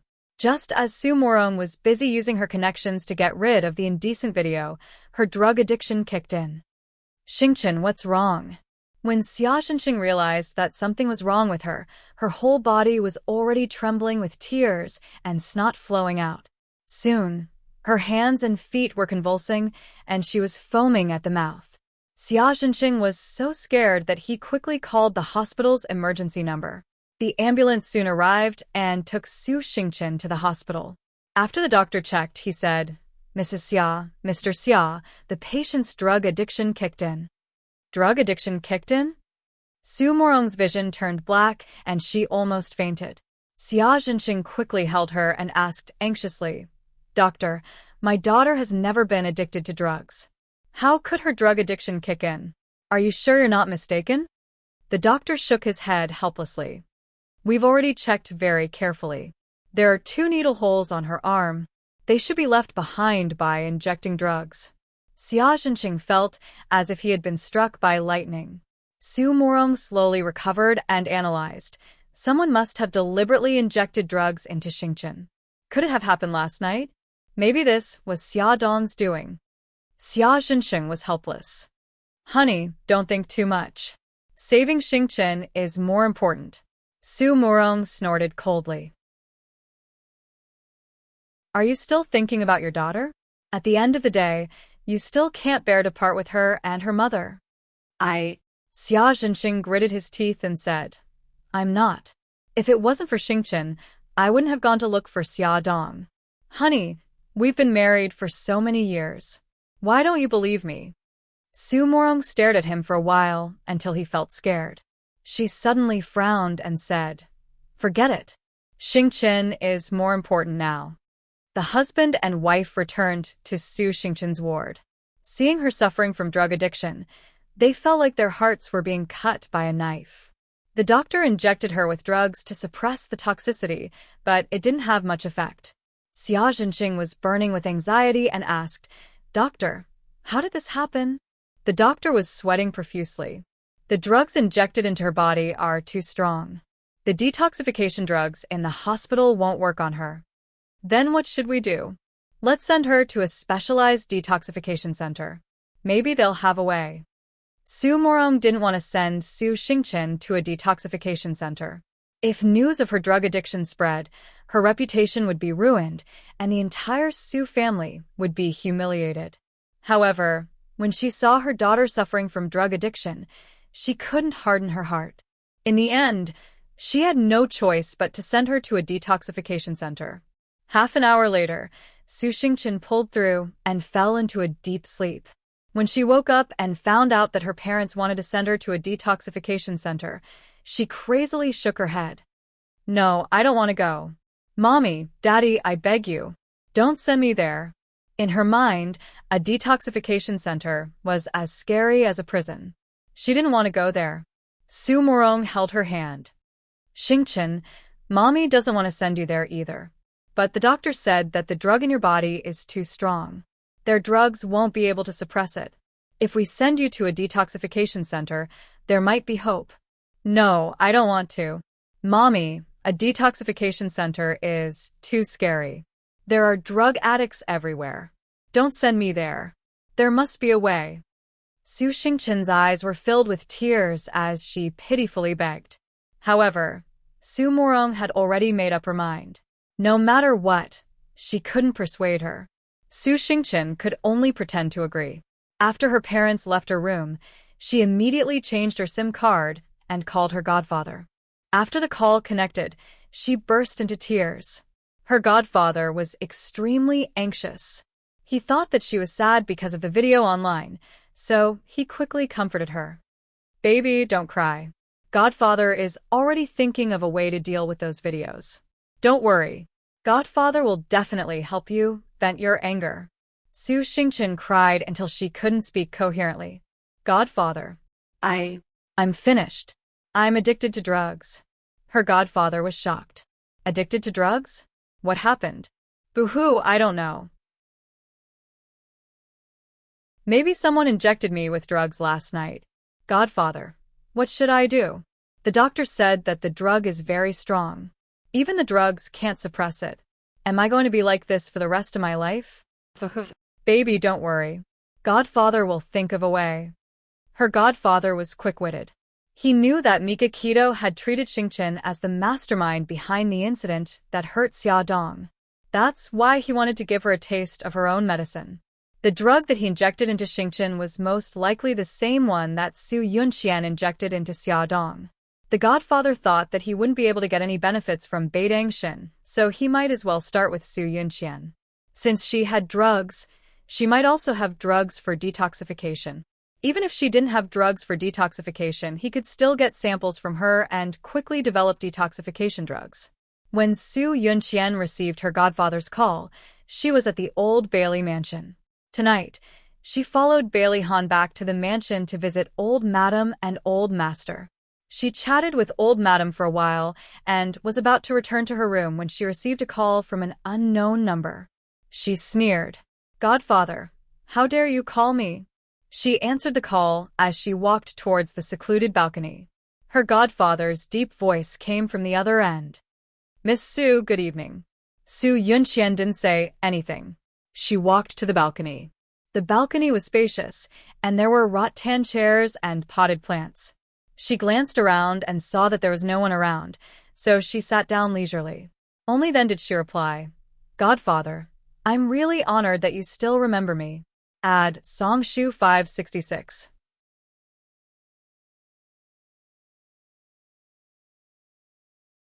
Chapter 123. The godfather ignored her sarcastic tone and said plainly, "I had no choice but to do what I did last time. I didn't want to offend the head of the Senka group. However, Miss Su, you're also very impressive. You offended Mikakito, and yet you're still alive and well." He pretended not to know what she meant and pushed all the blame to Su Xingqian. There was a pot of tea on the small wooden table in front of the rattan chair.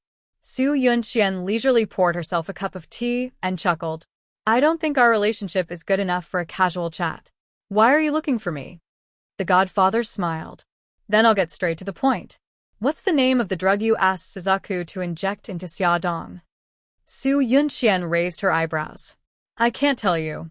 The godfather said plainly, "I want to know how to detoxify it." Su Yunqian chuckled. "I can't tell you." The godfather's voice turned cold. "Aren't you afraid that I'll record our conversation and send it to Bailey Han? I know that what you're most afraid of is not being exposed by Mikakito, but Bailey Han finding out your true colors." Su Yunqian's expression changed but quickly returned to normal. She smiled and said, "I really can't tell you because it's not on the market yet and it doesn't have an official name. As for the detoxification method, I have no way of knowing." The godfather paused and said, "I need a sample. Someone will pick it up from the bench under the biggest tree in the amusement park at 3 o'clock tomorrow afternoon." Su Yunqian curled her lips coldly. "Godfather, did I say that I would give it to you?" The godfather sneered.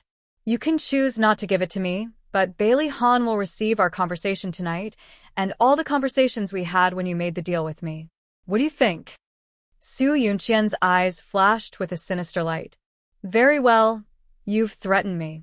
However, I have to remind you that if you dare to leak the drug, I, Su Yunqian, guarantee that you will die without a complete corpse."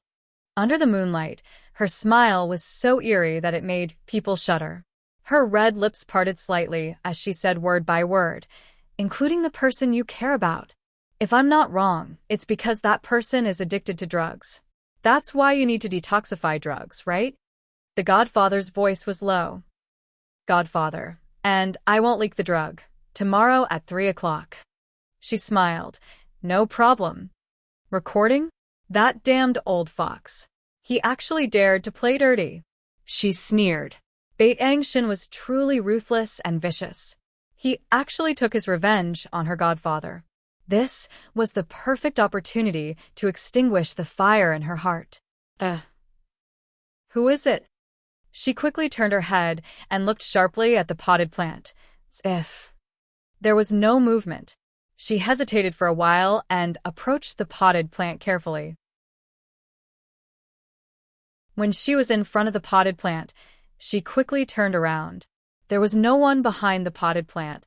Knock, knock, knock. At this moment, she heard hurried footsteps behind her. When she turned around, she only saw a shadow flashing behind the wall. Damn it! While she was inspecting this potted plant, he went around to the back of the other potted plant and then quickly slipped away.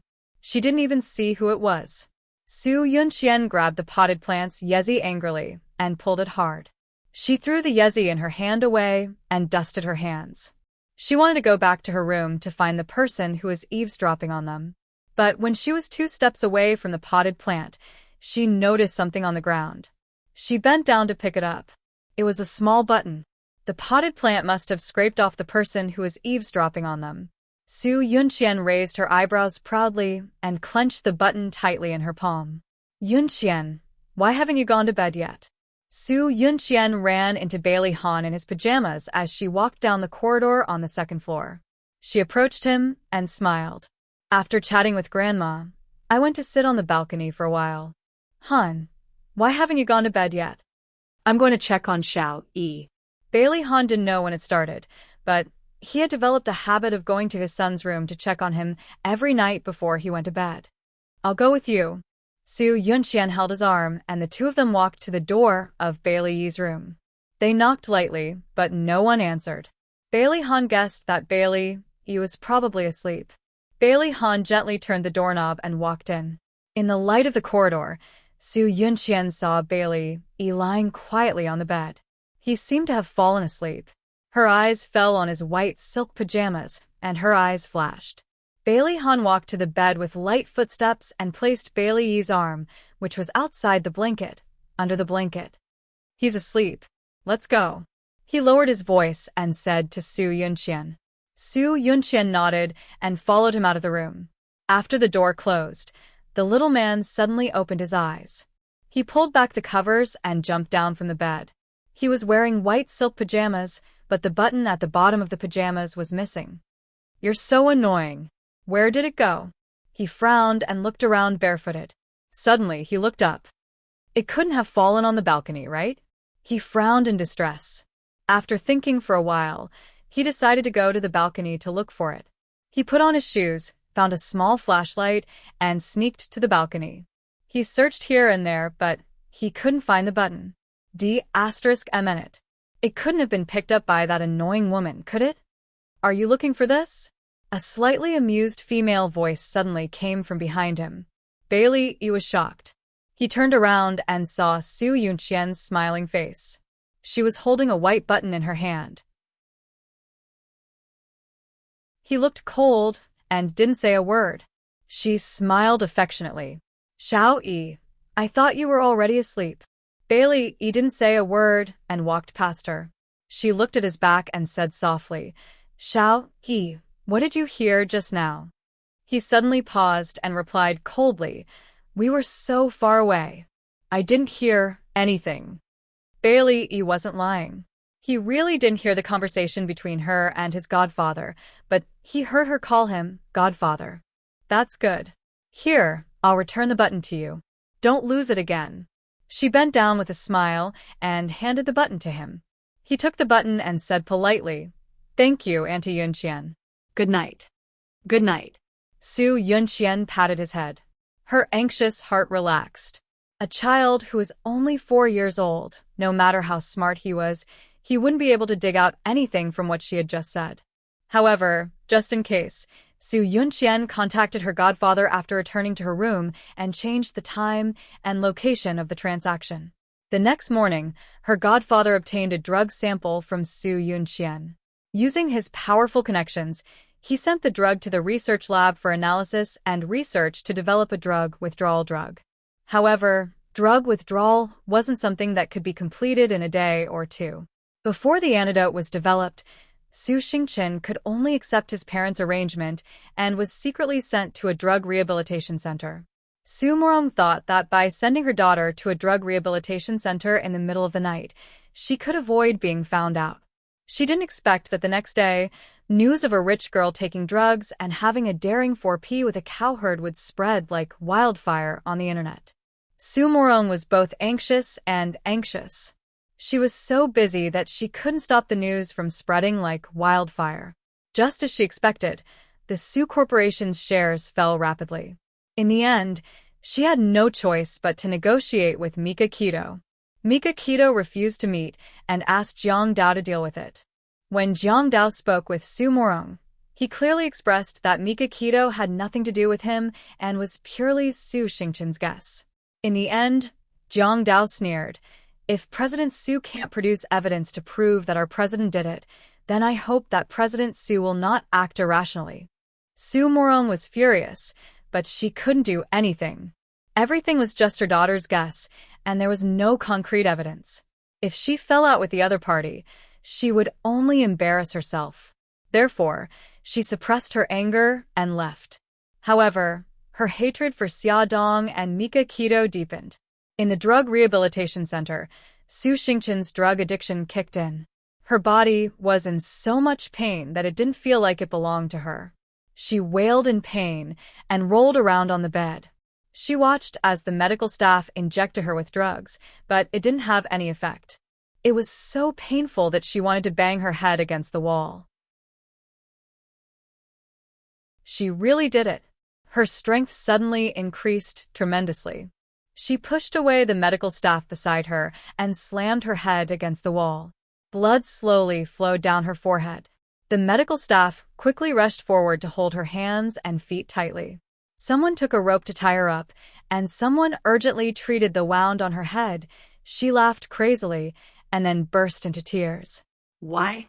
She had used so much strength, but she was still conscious. Her body felt like it was being cut into pieces. It was so painful that she wanted to die. "Give me, give me, give me."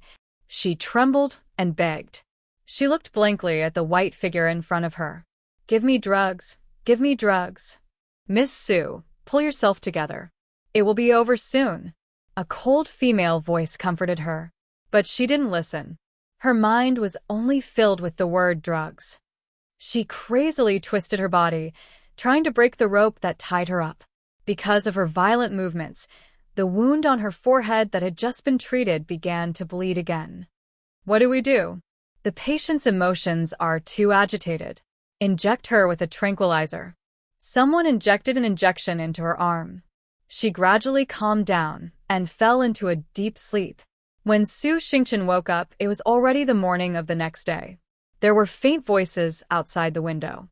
Because of Su Morong's arrangement, she stayed in a special ward on the second floor. It was luxuriously decorated and had a complete set of appliances. Outside the window was a garden. She felt that the voices outside the window were particularly irritating. She unhappily frowned and moved her sore body. She was about to get out of bed and close the window when she inadvertently heard her name. She leaned against the window and carefully listened to the two people's conversation downstairs. The two people who were talking were women wearing hospital gowns. They should be the same as her here to detox. Su Xingchen? You mean that rich girl who had a 4P with a male prostitute? Is she really in our detox center? Welfare Songshu 566.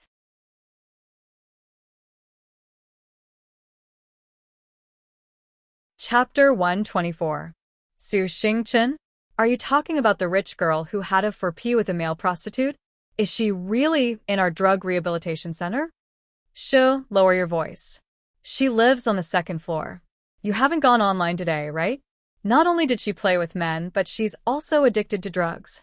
Otherwise, why would she be sent to the drug rehabilitation center?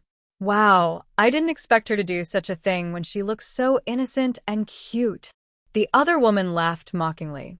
Those rich families look bright and beautiful, but who knows if they're so rotten and dirty that it's unimaginable. Take Su Xingchen's mother, for example. I heard that her current husband was snatched away by her. That man used to have a wife and daughter. No way, I've seen Su Morong's interview in a magazine. She looks so noble and elegant. How could she be a mistress and snatch someone else's husband? She's faking it. There's a saying that goes like a rich lady in front of people, but a slut in bed. That's a woman like her. Su Xingchen was so angry that she gnashed her teeth. Her pretty cheeks were distorted. She casually picked up the vase on the table and threw it downstairs. Following a loud pung sound, two screams followed closely behind. Su Xingchen looked coldly at the two people downstairs. The woman who spoke ill of her mother held her leg and cried out in pain. Who threw the vase? Come out. The other woman said anxiously, Don't worry about who threw it first. Your leg is bleeding a lot. I'll help you to see a doctor. The two left in a sorry state, leaving behind a floor full of broken porcelain and a pool of blood. Su Xingchen sneered. Looking at the wound on her forehead in the mirror, she broke the mirror in a fit of anger. Damn it, she cherished her face the most. Her forehead was actually injured. It would definitely leave a scar. Brother Han would definitely despise her. Xia Dong, it was all Xia Dong's fault. If it weren't for her, Mika Keto wouldn't have caused her to be so miserable. In Su Xingchen's rage, a thought suddenly sprouted. Xia Dong, didn't she just have a pretty face? If she was no longer beautiful, would those men still flock to her? This time, she would not let anyone else do it. She wanted to see Xia Dong grovel in pain in front of her with her own eyes. No, not only Xia Dong, but also Su Yunxian. 2 days, in 2 more days, she would become Big Brother Han's bride. She would not allow it. Su Xingchen madly laughed. Her reason had already been corroded by jealousy and anger, and a vicious scheme gradually formed in her mind. In 2 days, Su Yunxian, that annoying woman, would marry Daddy. How could she stop her? Bailey Yi sat in the classroom, looking at the teacher seriously, but in his heart, he was thinking about his own matters. Suddenly, someone poked his arm. He turned around with a cold face. His deskmate shrunk his neck and carefully handed him a small ball of paper. He innocently pointed at Xia Xiaobao across the aisle. Bailey Yi turned his cold gaze to Xia Xiaobao. Xia Xiaobao pursed his lips, indicating for him to look at the paper. He took the crumpled paper ball in disgust and unfolded it. There was a line of Chinese characters written in crooked Chinese characters.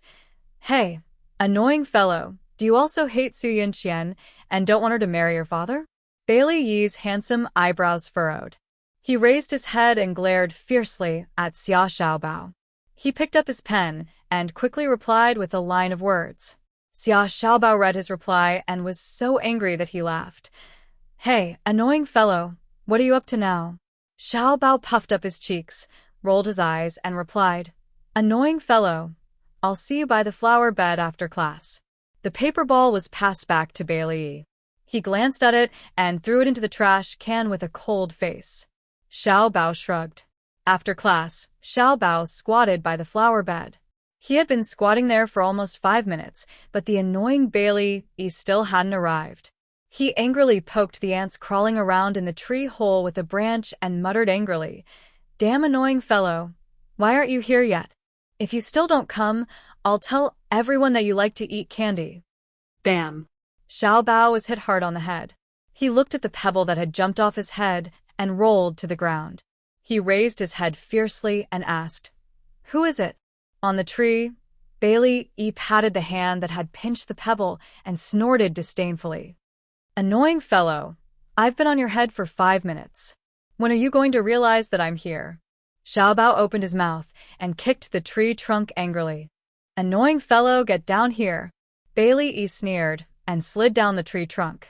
He jumped in front of Xiaobao and raised his chin coolly. I'm down. What do you want? Xiaobao glared at him, and he looked back at him disdainfully. Xiaobao suddenly raised his eyebrows and snorted. It looks like you don't want to work with me anymore. Forget it then.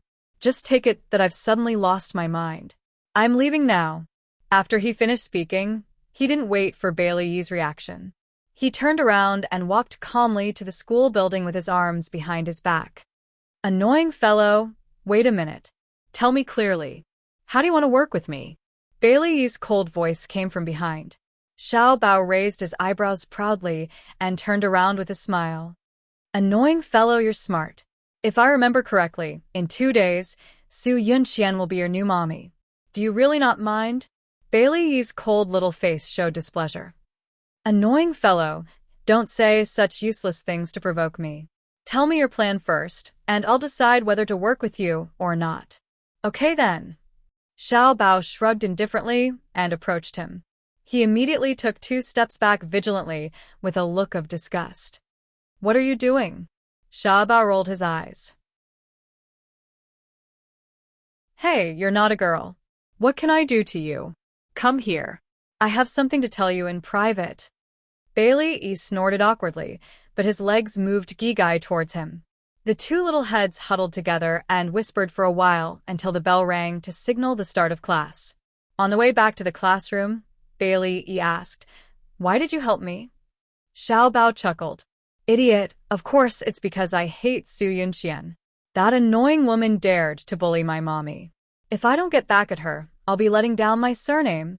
Bailey looked at him strangely. "Your daddy is Mikakito. Why is your surname Xia?" Xiaobao glared at him. "Is there a problem with me taking my mommy's surname? Who made the rule that I have to take daddy's surname?" "Indeed, no one made the rule. Your mommy and daddy seem to know each other. Do you know what's going on?" Xiaobao rolled his eyes at him. "How would I know? Children shouldn't get involved in adult matters." Who was the one who was discussing with him how to break up the adult's marriage? Glamour magazine. Chief editor's office. Xia Dong picked up the phone on the desk. "Hello, I'm Xia Dong."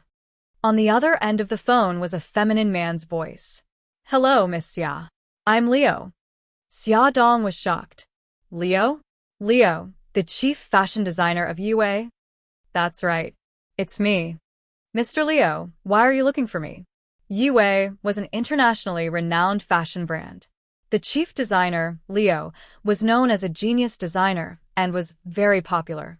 Glamour magazine had wanted to do an exclusive interview with him before, but he rejected it. Leo's tone was arrogant. "Miss Xia, I heard from my assistant that your magazine wanted to do an exclusive interview with me. I didn't have time in the past, so I rejected it. Tomorrow at 3 p.m., if you still want to do an exclusive interview, then come to the church on time. By the way, I refuse to take photos, so you can come alone. I don't need a photographer." Xia Dong said, "Mr. Leo, I'm glad you changed your mind. But why do you want to do it at the church?" Leo said impatiently, "Because I've designed a dress for a fashion show on the lawn behind the church. If you don't have time, then pretend I didn't say anything." Goodbye. Before Xia Dong could say anything, the other party hung up the phone. She raised her eyebrows speechlessly. This Leo's character was really as bad as the rumor said. Although his character was bad, she still decided to meet him for the sake of the magazine. After all, it was a rare opportunity. Leo was naked and tied to the bed. The landline in his hand was snatched away by someone. His handsome face was extremely dark as he stared at the woman standing by the bed. The woman was wearing a tight black suit, big black sunglasses on her face, gloves on her hands, and a gun. The muzzle of the gun was aimed at the handsome foreign man standing at the bathroom door. The handsome man was naked from the waist up, and his lower body was wrapped in a bath towel. His hair was still dripping wet. It was obvious that he had just come out of the shower and was caught red-handed. Leo said angrily, "I've done as you said. Hurry up and let Jerry and me go." Jerry was the handsome foreign man who had just come out of the shower. He was also Leo's lover. They had just finished their exercise in bed, and Jerry had gone to take a shower. This damned woman barged in and tied Leo up. She then pointed a gun at Jerry, who had heard the commotion and came out to check. Then, she used their lives to force Leo to call Xia Dong and say what he had said in her interview. The woman chuckled. "I didn't expect the famous designer Leo to be gay. If the media finds out, who knows how many women will be heartbroken?" Leo said angrily, "We've agreed. I'll do as you say and you'll let Jerry and me go. Are you going back on your word?" The woman waved the phone in her hand. "Of course not. I'm just worried that you'll cause trouble for me, so I want to leave some evidence that can be used against me. Don't worry, as long as you Gigai don't talk nonsense, I won't expose these photos." Leo couldn't wait to pounce on her and tear her apart. "You better keep your word. If you go back on your words, I'll definitely not let you go." The woman chuckled and waved the gun, signaling Jerry to come over. She used a rope that she had already prepared and tied Jerry up. Then, she locked the door and swaggered out. After she went out, she didn't immediately leave the hotel. Instead, she went into the bathroom, changed her clothes, and took off her sunglasses, revealing Su Xingqian's sweet and charming face. Beauty novel, Xingwu 799.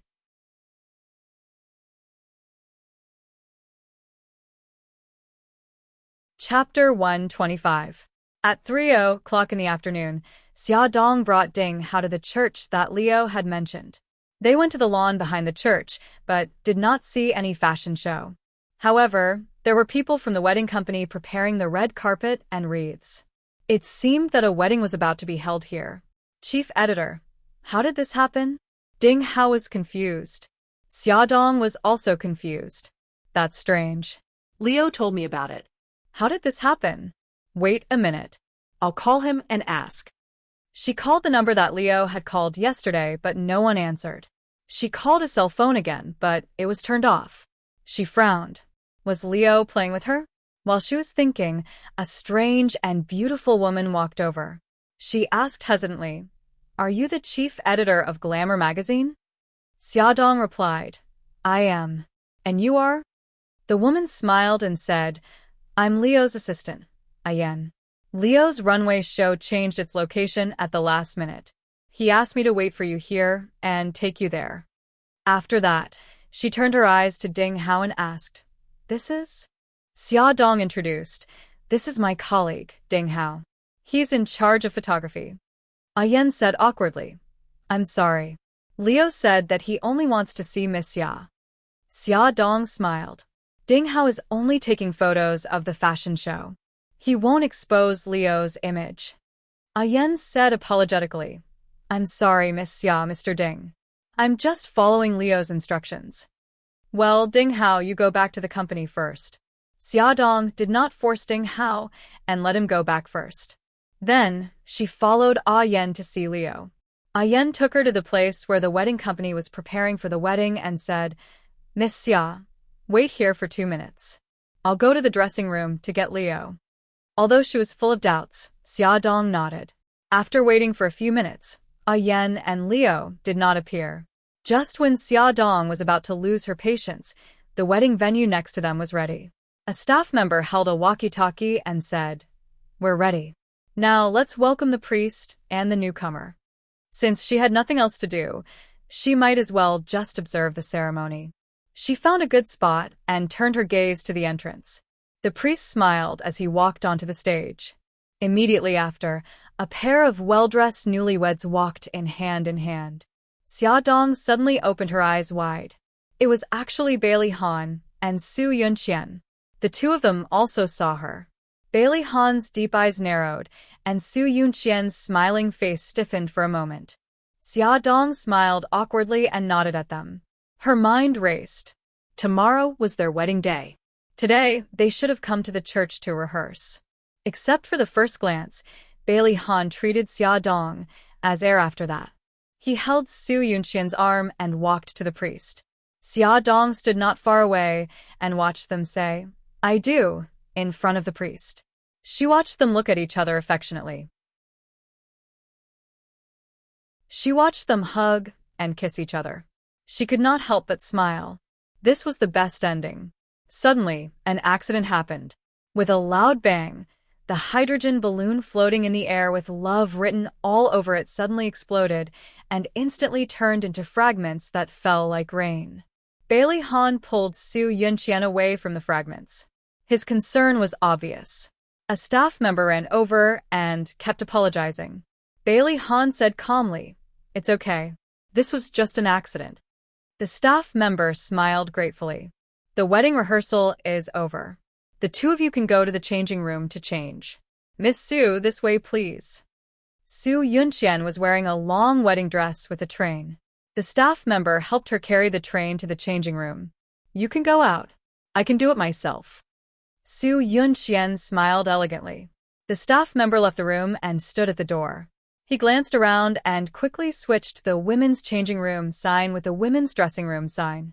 The wedding rehearsal was over, but Leo still had not appeared. Xia Dong shrugged helplessly and decided to go to the dressing room to see if Leo was really there. Ayen suddenly rushed over. "Miss Xia, I'm sorry to have made you wait for so long. Leo is ready. Please go to the dressing room." Xiaodong followed her to the dressing room. When they reached the door, Ayan knocked on the door and said, Xiaodong, Miss Xia is here. Su Yunqian was stunned. What was Xiaodong doing here? Ayan did not wait for the person in the room to answer. He opened the door gently and smiled. Miss Xia, you can go in now. Xiaodong said, Thank you. Just as she stepped into the dressing room, the door was locked.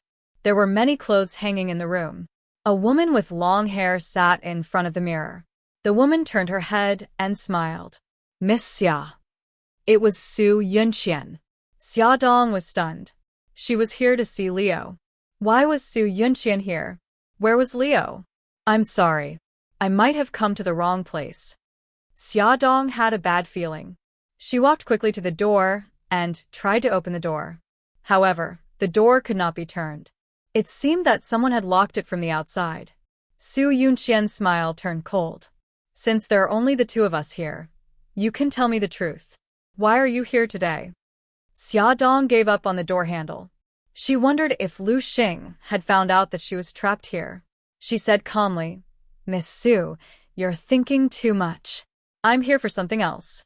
The door has been locked from the outside. Let's think about how to get out first. Su Yunqian was not anxious at all. Anyway, Bailey Han would definitely look for her if he found out that she had not gone out for a long time. She raised her eyebrows and said, What a coincidence. I'm rehearsing here, and you're here for something? Xiaodong's voice turned cold. It's just a coincidence. Of course, there's another possibility. I've been set up. This room didn't look like a dressing room at all. It should be a changing room. Why did that woman called Ayan bring him here on purpose? Clap, clap. A clear clapping sound came from behind the row of hanging clothes. Xiaodong and Su Yunqian looked over at the same time. A petite figure peeled off the clothes and slowly walked out. She had a charming smile on her face. As expected of big sister Xiaodong. You're so smart. Su Xingchen. Xiaodong and Su Yunqian's expressions changed at the same time. That's right. It's me. It wasn't easy for me to sneak out of the drug rehabilitation center to see you. Are you happy? Su Xingchen smiled at Xiaodong and said, Big sister Xiaodong, you're really smart. You know that you've been set up by me. However, your reaction is too slow. It's too late to react now. Xiaodong endured the throbbing veins on her forehead and said coldly, Su Xingchen, what do you want now? Su Xingchen walked in front of them and smiled happily. Actually, I don't want to do anything. I'm just a little angry that you've caused me to be so miserable. That's why I racked my brains to invite you all here, so that we can have a good gathering.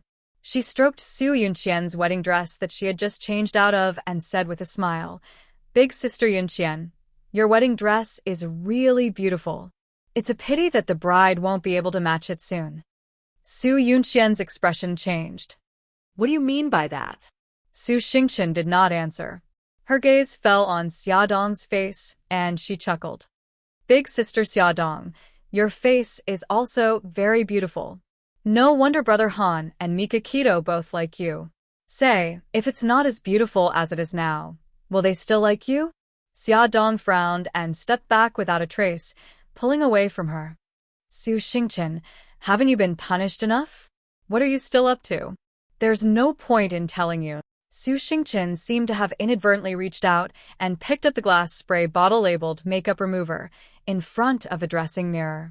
Then, with lightning speed, she sprayed it at Xiaodong and Su Yunqian. Xiaodong was already on guard. The moment she picked up the glass bottle, she was ready to dodge. Coupled with her nimble movements, it was not difficult for her to dodge the liquid in the bottle. Su Yunqian was also very smart. She sensed that something was wrong from Su Xingchen's words. The moment she sprayed the liquid, she pulled the wedding dress in front of her. Unfortunately, Su Xingchen's main target was her. So even if she dodged her face and body, a few drops of liquid still stained the back of her hand. In an instant, the places that were stained by the liquid felt as if they were being burned. It was a burning pain. She cried out in alarm, Su Xingchen, what are you spraying? It's a strong acid. How is it? Do you like my present? Su Xingqian's smile was twisted. Seeing that Su Yunqian had something to cover her, she aimed the spray at Xia Dong again. The moment the strong acid was sprayed, Xia Dong suddenly crouched down and quickly pulled off a piece of clothing from the hanger to wrap around her head and face. Haha, you two look really pitiful right now. Su Xingqian knew that the door was locked by the people she bribed. He was not worried that they would escape at all, and used his words to provoke them without restraint. Su Yunqian bit her lip. The back of her hand was hurting badly. If she did not escape, she might not be able to keep her face. While dodging Su Xingqian's attack, she moved closer to the dressing table. Her phone was there. She quietly stretched out her hand and took advantage of the time when Su Xingqian was attacking Xia Dong to secretly take the phone. She pressed the speed dial and dialed Bailey Han's number. Bailey Han changed his clothes and waited for Su Yunqian in the church. Suddenly, he received her call. He pressed the answer button and heard her voice. Xingqian, don't be agitated. Put down the strong acid in your hand. If you have something to say, we can talk about it. Bailey Han suddenly got up and ran to the changing room. In the changing room, after Su Xingqian heard Su Yunqian's words, he laughed out loud. My good cousin, you want to stall for time and wait for Han Gij to save you? I advise you not to waste your time. Because I don't want to play with you anymore. I want to end this quickly. After speaking, Su Xingqian pulled out a gun from his waist and pointed the muzzle at Xia Dong's head. He sneered and said, Xia Dong, send my regards to your bitch mother who passed away. Attention Xinwu 799.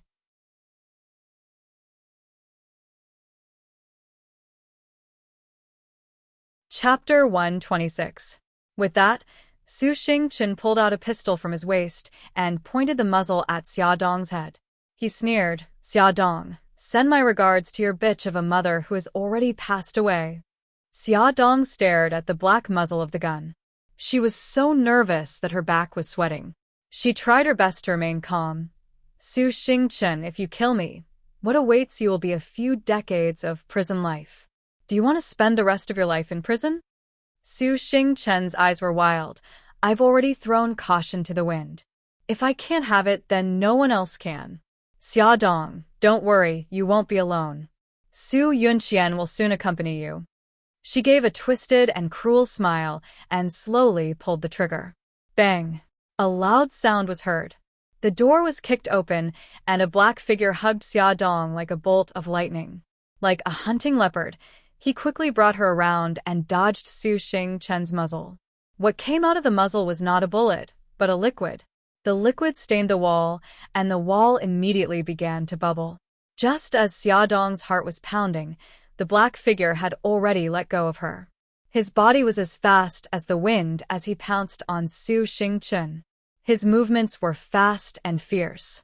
In the blink of an eye, the black figure had already grabbed her wrist. While the two were fighting for the pistol, the trigger was pulled. The black figure raised the muzzle and aimed it at Su Xingqian's face. The liquid from the gun accurately sprayed onto her face.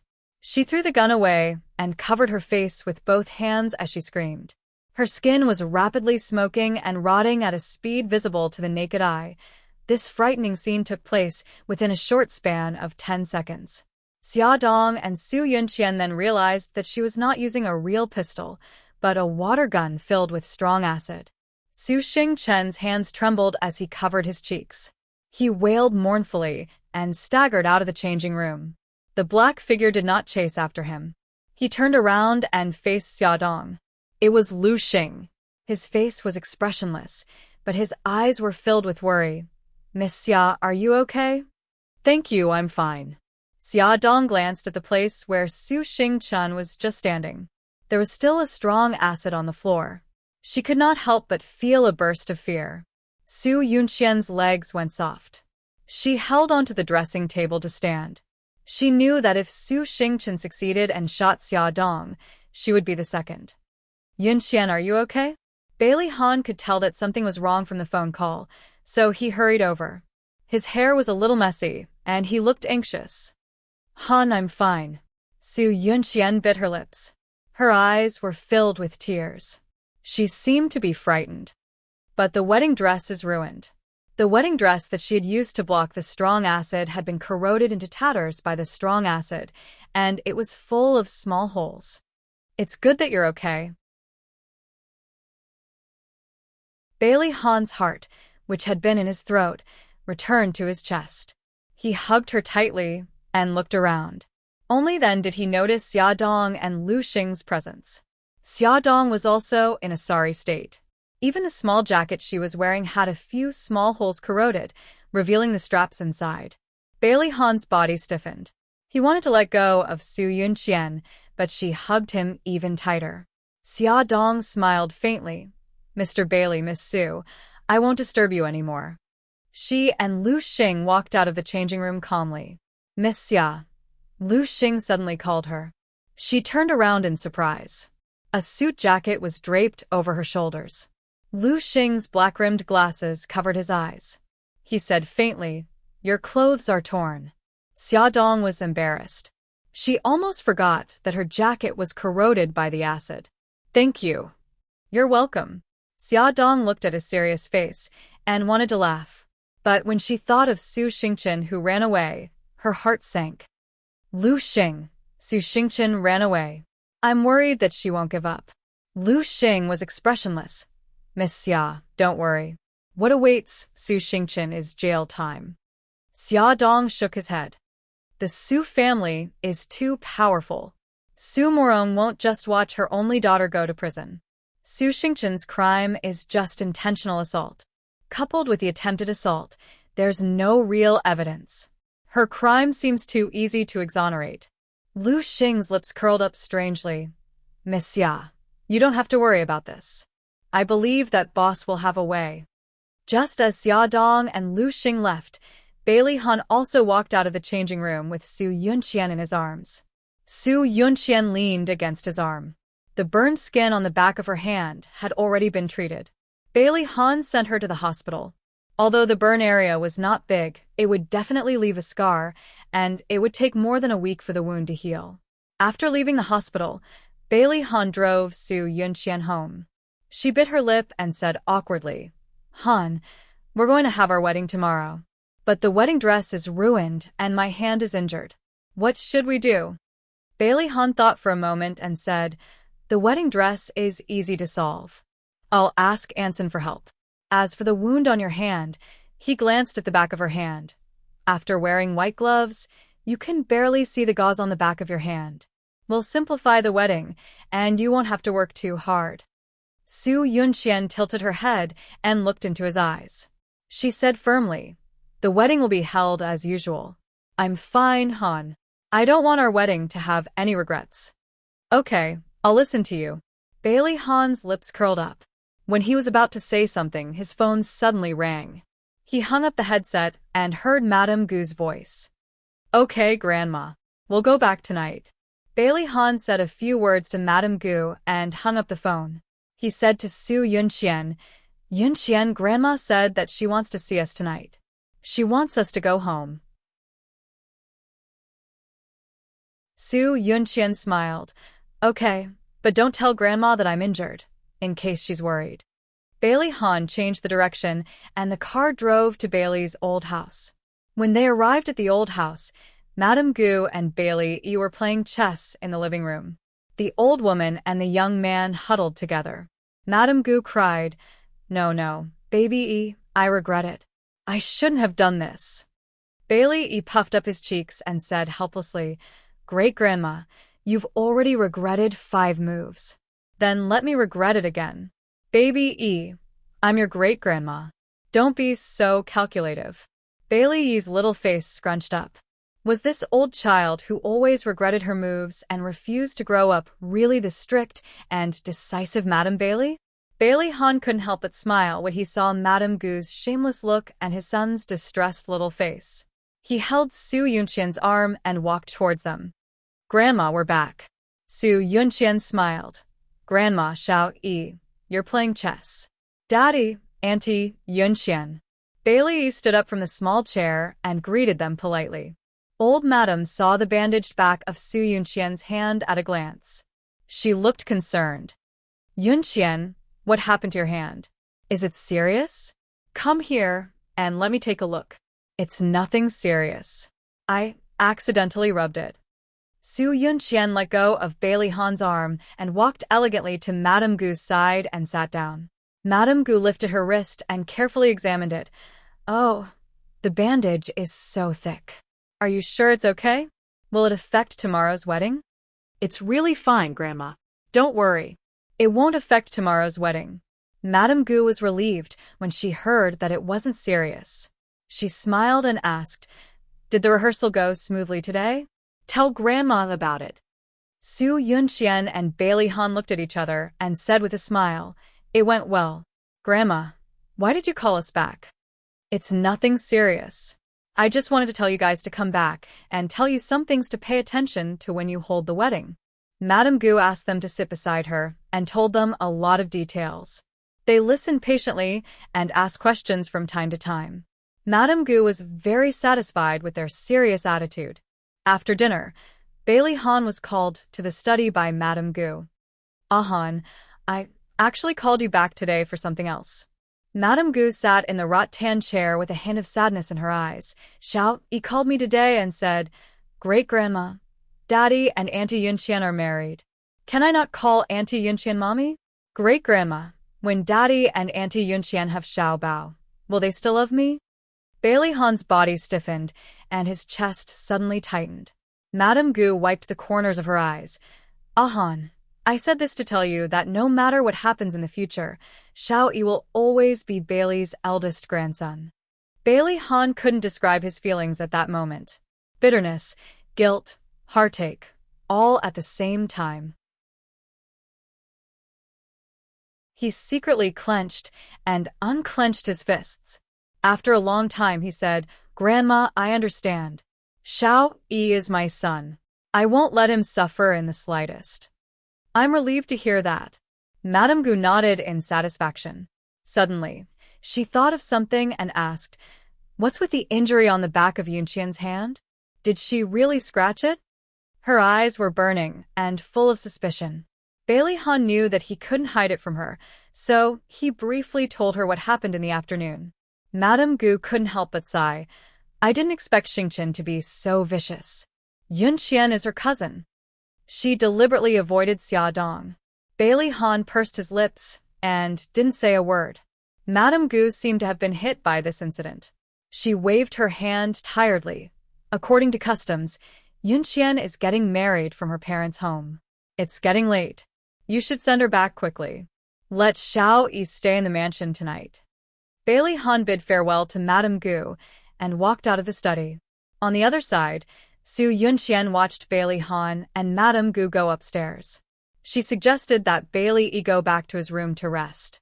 Bailey Yi dismissed the servants and sat down beside the unfinished game of Go. He didn't even raise his head as he answered, "Auntie Yunqian, please wait a moment." Su Yunqian could only sit beside him and watch him play Go with himself. His small face looked serious. Sometimes he frowned, sometimes he curled his lips, and sometimes he moved the Go pieces. After about 10 minutes, the sensor hidden under his sleeve suddenly vibrated. He nonchalantly pushed away the unfinished Go pieces and stood up. He smiled politely like a gentleman. "Auntie Yunqian, we can go now." Su Yunqian glanced at the Go board. "Why aren't you playing? You haven't finished yet, have you?" He shrugged indifferently. His rosy cheeks looked mature. "I'm bored. I'm not playing anymore." "All right, let's go upstairs." Su Yunqian's lips twitched. She smiled and bent down, wanting to hold his hand.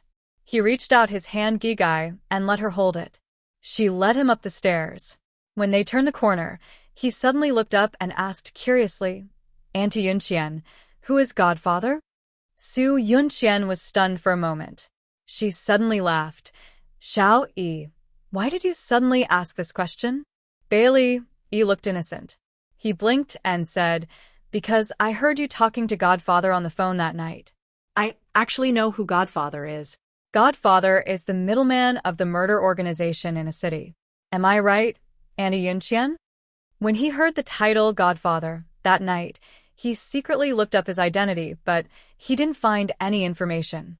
Later, Xia Xiaobao wanted to work with him, so he specially asked Xia Xiaobao. He didn't expect that guy to tell him that Godfather was the middleman of the murder organization just by typing on the computer. He was jealous of that guy's database for a long time. Su Yunqian's expression changed. She lowered her voice. Xiao Yi, don't talk nonsense. The person on the phone with me that night was the priest of the church. We were discussing the wedding, not Godfather. But I heard it very clearly. You called him Godfather. Bailey erased his voice.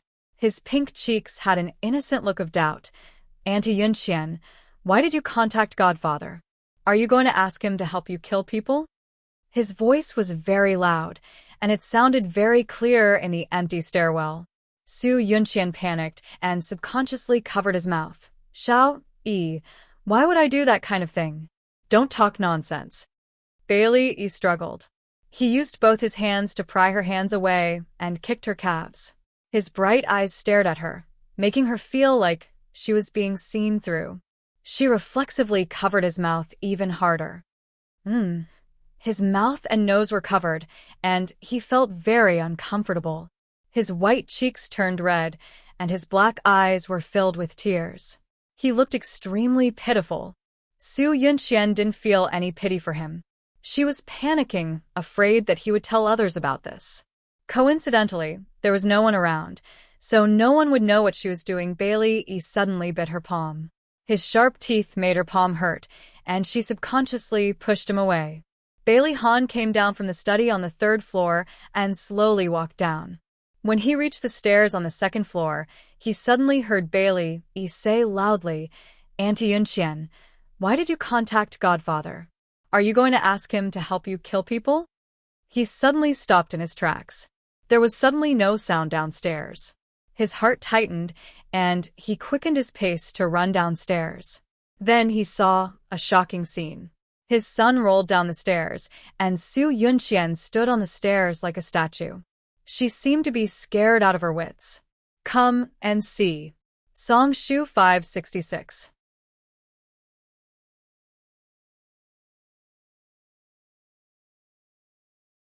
Chapter 127. Su Yunqian appeared to be scared out of her wits, but in fact, she had already heard the sound of hurried footsteps. She rushed downstairs before Bailey Han could, shouting in a panic, Xiao Yi, Xiao Yi. A black shadow suddenly flashed past. She was fast, but Bailey Han was faster than her. He sprinted madly, trying to catch the little ball that was rolling faster and faster, but he couldn't catch him no matter how hard he tried. Bailey Han simply threw himself forward and rolled down with all his might. The moment the little ball landed on the ground, he stomped his feet and crawled on the ground, using his own body to cushion his son's body. The moment Bailey hit his back, he quickly put his hands behind his back to protect him, then carried him to his front. Xiao Yi, Xiao Yi. Bailey Han's low voice was filled with anxiety. He suddenly looked up at Su Yunqian, who was stunned. What are you doing? Call an ambulance. This was the first time Su Yunqian had seen him so angry. She pinched her palm with her fingernails and quickly ran to the landline. His son's eyes were tightly shut. His little face was pale and bloodless, and his forehead was bleeding. Bailey Han's heart ached. He picked him up from the ground and placed him steadily on the sofa. With such a big commotion in the living room, Old Madam and the others were finally alarmed. They all came downstairs and saw Bailey lying there unconscious. They were so shocked that they almost fainted. With Bai Jinxiu's help, Old Madam trembled as she approached. What's going on? How is Xiao Yi? Xiao Yi was unconscious, and Bailey Han's face was pale. He said in a low voice, Xiao Yi rolled down the stairs and injured his forehead. We can only know if it's serious after the examination. Old Madam's body trembled, and Bai Jinxiu quickly held her and comforted her. Mom, don't worry. Xiao Yi will be fine. The ambulance rushed over quickly, and Bailey Han followed them into the ambulance. The driver drove Old Madam, Bai Jinxiu, and Su Yunqian to the hospital. As soon as the doctor came out of the emergency room, Bailey's family members anxiously surrounded him. Old Madam asked anxiously, Doctor, how is Xiao Yi? Old Madam, little young master's injury is not serious. It's just a slight concussion. He will wake up soon. Thank God. Thank God. Old Madam clasped her hands together and murmured. Bailey Han's face relaxed. Doctor, it's been hard on you. Young master, this is what I should do. After the doctor left, Bailey's family members, of course, Bailey Han, of course. Seeing his son lying quietly on the bed with a pale face and a slight frown on his handsome face, Bailey Han's heart tightened. Old Madam burst into tears and held his little hand. No matter how her family members persuaded her, she insisted on staying by Xiao Yi's side and waiting for him to wake up. Su Yunqian stood by Bailey Yi's bed and comforted him softly at the right time. Bai Jinxiu said warmly, Han, you and Yunqian should go back and rest first. You will have to work hard tomorrow. Old Madam and I will stay in the hospital tonight. Bailey Han looked at his son and said calmly, cancel the wedding first. What? Bai Jinxiu's eyes widened in shock. Han, do you know what you're talking about? Su Yunqian couldn't believe her ears. She widened her beautiful eyes and looked at Bailey Han, waiting for his explanation. Bailey Han's gaze swept across everyone present calmly, and he said indifferently, Mom, you didn't hear wrong. I want to cancel the wedding. Yunqian, I'll take you home first. With that, he turned to leave. Su Yunqian grabbed his arm and said in a trembling voice, Han, why? Why do you want to cancel the wedding? Is it because Xiao Yi is injured? Bailey Han suddenly turned around and stared at her with his deep and sharp eyes. His thin lips were tightly pursed, as if he was restraining himself. After a long while, he said in a cold voice, Yes, Xiao Yi is injured. As his father, I can't abandon him at this time. Su Yunqian's grip on his arm gradually tightened. Her beautiful eyes were covered with a layer of mist. She bit her lip and said pitifully, Han, let's postpone the wedding. Don't cancel it, okay? When Xiao Yi recovers, we'll hold the wedding, okay? She was so compromising that even Bai Jinxiu couldn't stand it anymore. Han, Yunqian is right. If we suddenly cancel the wedding, what will everyone think of the Bailey family? Why don't we postpone it? Old Madam Bai also spoke. Han, why do you want to cancel the wedding? Bailey Han's face was gloomy and his eyes were filled with complicated emotions. He didn't say the reason but pushed Su Yunqian's hand away and said coldly, It's getting late. I'll take you home. Without saying another word, he turned around and left. Su Yunqian forced a smile and said goodbye to Old Madam Bai and Bai Jinxiu. When she walked out of the hospital, Bailey Han was already sitting in the car waiting for her. He didn't open the car door for her, as usual. She opened the door herself and got in. With a cold face, he didn't say a word and started the car. Outside the car window, the night scene was gorgeous. She looked at his perfect side profile. Han, why did you cancel the wedding? I want to know the reason. Screech, with the sharp sound of the brakes, Bailey Han suddenly stopped the car by the side of the road. His thin lips were tightly pursed, indicating that he had tolerated it to the extreme. He stared at her with his cold eyes. Xiao Yi rolled down the stairs. It wasn't an accident, was it? Her heart tightened, but her face revealed a startled expression. Han, what do you mean by this? Little Wingzy accidentally rolled down the stairs. His eyes were filled with pain. You're still lying to me. I heard your conversation with Xiao Yi. Is it because Xiao Yi knows that you're in contact with Godfather that you're so cruel to him? Han, how can you say that about me? Am I that kind of cruel and merciless person? I like Xiao Yi, and I want to be his mommy. How can I treat him like that? Su Yunqian complained with tears in her eyes. Han, so you've never believed me. You must think that Mika Keto is right, and that I'm the mastermind behind the murder of Xiaodong, right? She looked like she was about to cry, and his heart softened for a moment.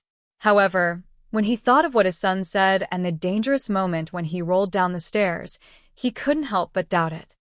Yunqian, cancel the wedding first. I need to calm down and think carefully. He looked at her and said word by word, Xiao Yi is very important to me. I hope that the woman who marries me is sincere to him. Su Yunqian smiled miserably. I understand. In your heart, your son will always be the most important, right? No matter what I do, you won't believe me. 6 years of feelings, in your heart. What is it worth? Bailey Han gripped the steering wheel tightly and said slowly, I love you, and I love Xiaoyi. Whether or not Yun Qian pushed him down the stairs on purpose, everything would be revealed when Xiaoyi woke up. The moment his son rolled down the stairs, his heart almost stopped. His son was a part of his life. As a father, he was no longer a good father. He couldn't be selfish anymore. He wanted his son to grow up healthily and happily. He knew that his son didn't like Yun Qian, but he deliberately ignored it. As a result, today's incident happened. It was time for him to think clearly. Bailey Han, the CEO of Shenghao Corporation, canceled the wedding and became explosive news. However, it was quickly overshadowed by another piece of news. That was, Su Xingchen broke into the house and threatened to kidnap someone. At the same time, he deliberately hurt someone and threw acid at them. In the end, he ended up with a disfigured face. Xia Dong didn't know what methods Mika Keto used to expose Su Xingchen's kidnapping and threatening of Liu. She was sent to prison. Of course, Lu Xing disfigured her face, so it was justified as self-defense. Xia Dong also saw the news of Bailey Han canceling the wedding. Although the parties involved didn't mention the reason, she guessed that it was because Su Yunqian's hand was injured and couldn't hold the wedding as scheduled. She didn't think much about it. That day, she asked the director to resign.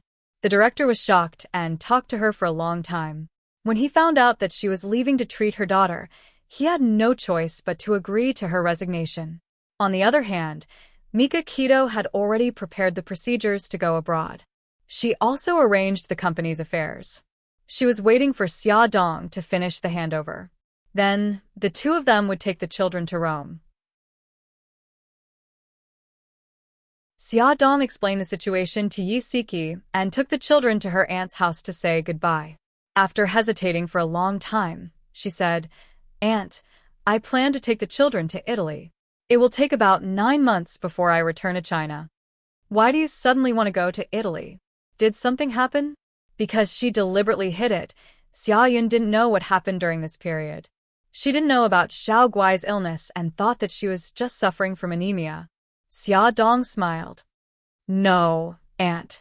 Didn't I tell you before that I found a foster father in Italy? He's not in good health and misses the children. So, I'm taking the children to stay with him for a while. Xia Yun patted her forehead. Look at my memory. I remember now. How's his health? Is it serious? It's an old illness. It's not serious, but he needs to recuperate. He doesn't have any relatives, so I want to take care of him for a while. Xia Dong felt guilty when she lied to her kind aunt. I see. Go ahead then. Your uncle and I are still healthy. Don't worry. Xia Yun smiled kindly and was very supportive of her actions. I heard you say that when you were in Italy he helped you a lot. Now, it's only right for you to accompany him. Thank you, Aunt. Xia Dong hugged her shamefully. She smiled and patted Xia Dong's back. Why are you thanking me? You're treating me like an outsider. Remember to call me often to let me know that you're safe. You also have to take care of Xiao Guai's health. Xia, when are you leaving? In a week. We'll leave after the handover of the company's affairs. Xia Dong was preparing to go abroad, but she didn't know that she couldn't leave anymore. Welfare, Hongcha 866.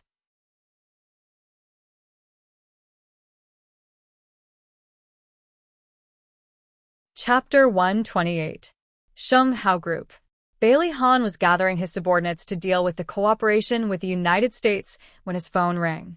He picked up the phone almost at lightning speed. His voice was low and a little hoarse. Grandma, how is Xiao Yi? Old Madam Han sighed. Xiao Yi is awake, but you should come to the hospital. Bailey Han had been worried about his son when he was working. When he heard old Madam Han's words, his heart jumped again.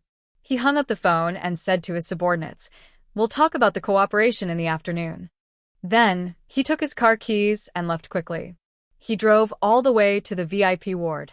Old Madam Han was sitting by Xiao Yi's bed with red eyes. Xiao Yi had already woken up. He was lying on the bed expressionlessly with his small lips slightly pursed. Grandma. Bailey Han greeted old Madam Han and bent down to touch his son's head. Xiao Yi tilted his head and dodged. Bailey Han sat down and softened his voice. Xiao Yi, do you feel any discomfort?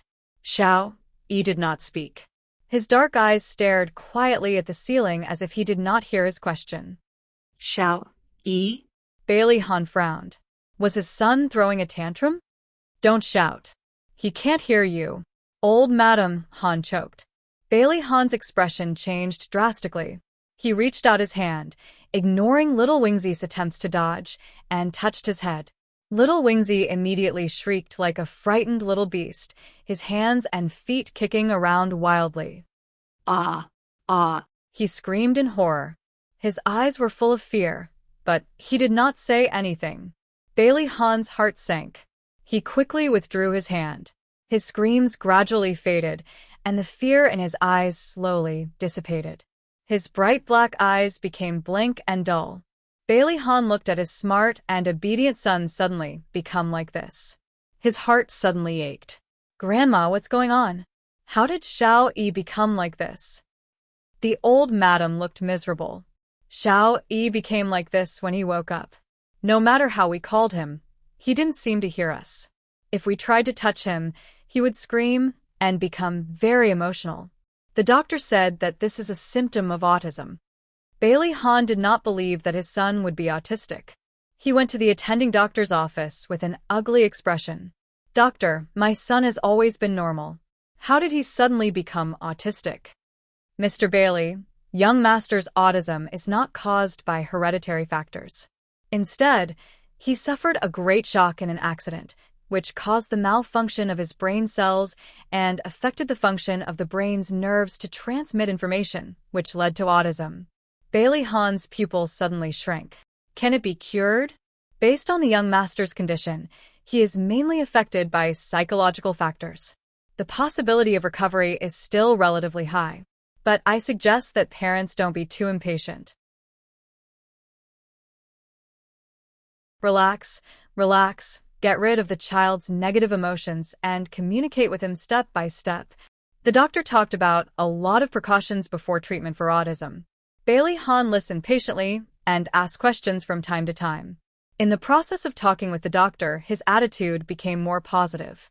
He believed that there would be a way to cure his son's autism. But the reality was that Bailey Yi's condition was getting worse and worse.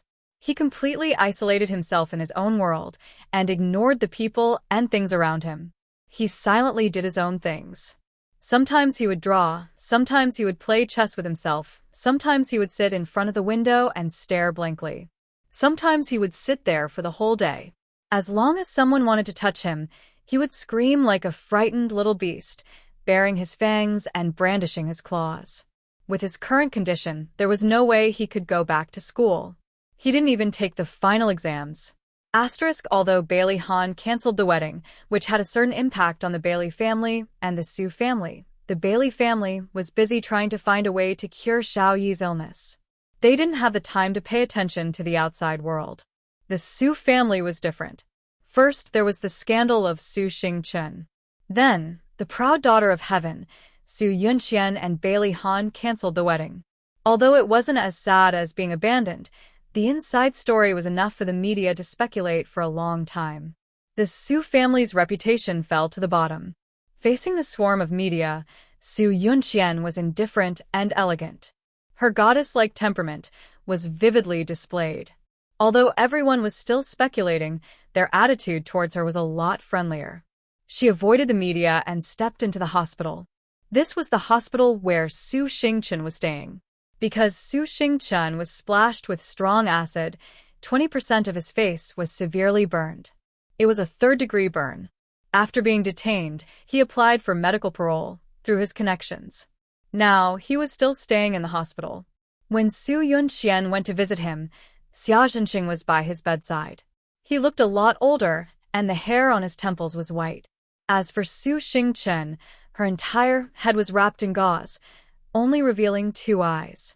Because of the burns on her respiratory tract, she couldn't open her mouth to speak. When she saw Su Yunqian appear at the door of the ward, her eyes were like copper bells. Her gaze was like a sharp blade, fiercely glaring at Su Yunqian. She made a gurgling sound from her throat and raised her hands in agitation, as if she wanted to strangle her. Xia Zhenxing quickly grabbed her arm. Xing Chen, don't be agitated. Be careful of your wound. Su Yunqian's eyes flashed with a trace of ridicule. She had a gentle smile on her face. Uncle, I'm here to see Xing Chen. How is she now? Xia Zhenxing sighed. Her situation isn't very good. The burns on her skin are very deep. I heard from the doctor that we can only use conservative treatment now. Only when her wound scabs over can we perform skin grafting surgery. Su Yunqian turned her gaze back to Su Xingchen and said gently, Xingchen, you have to listen to the doctor's words and take care of yourself. You'll get better. Xia Zhenxing said guiltily, Yunqian, Xingchen treated you so badly, but you still came to see her. I apologize on behalf of Xingchen. Su Yunqian smiled. Uncle, you're treating me like an outsider. We're family. No matter what Xingchen did, she's still my cousin.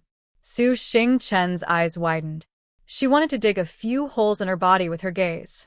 The gurgling sound from her throat also became louder. Su Yunqian held her hand that was grasping in the air and said gently, Xingchen, I know what you want to say. Don't worry, I've already forgiven you. Don't let your thoughts run wild. Take care of yourself and get better soon.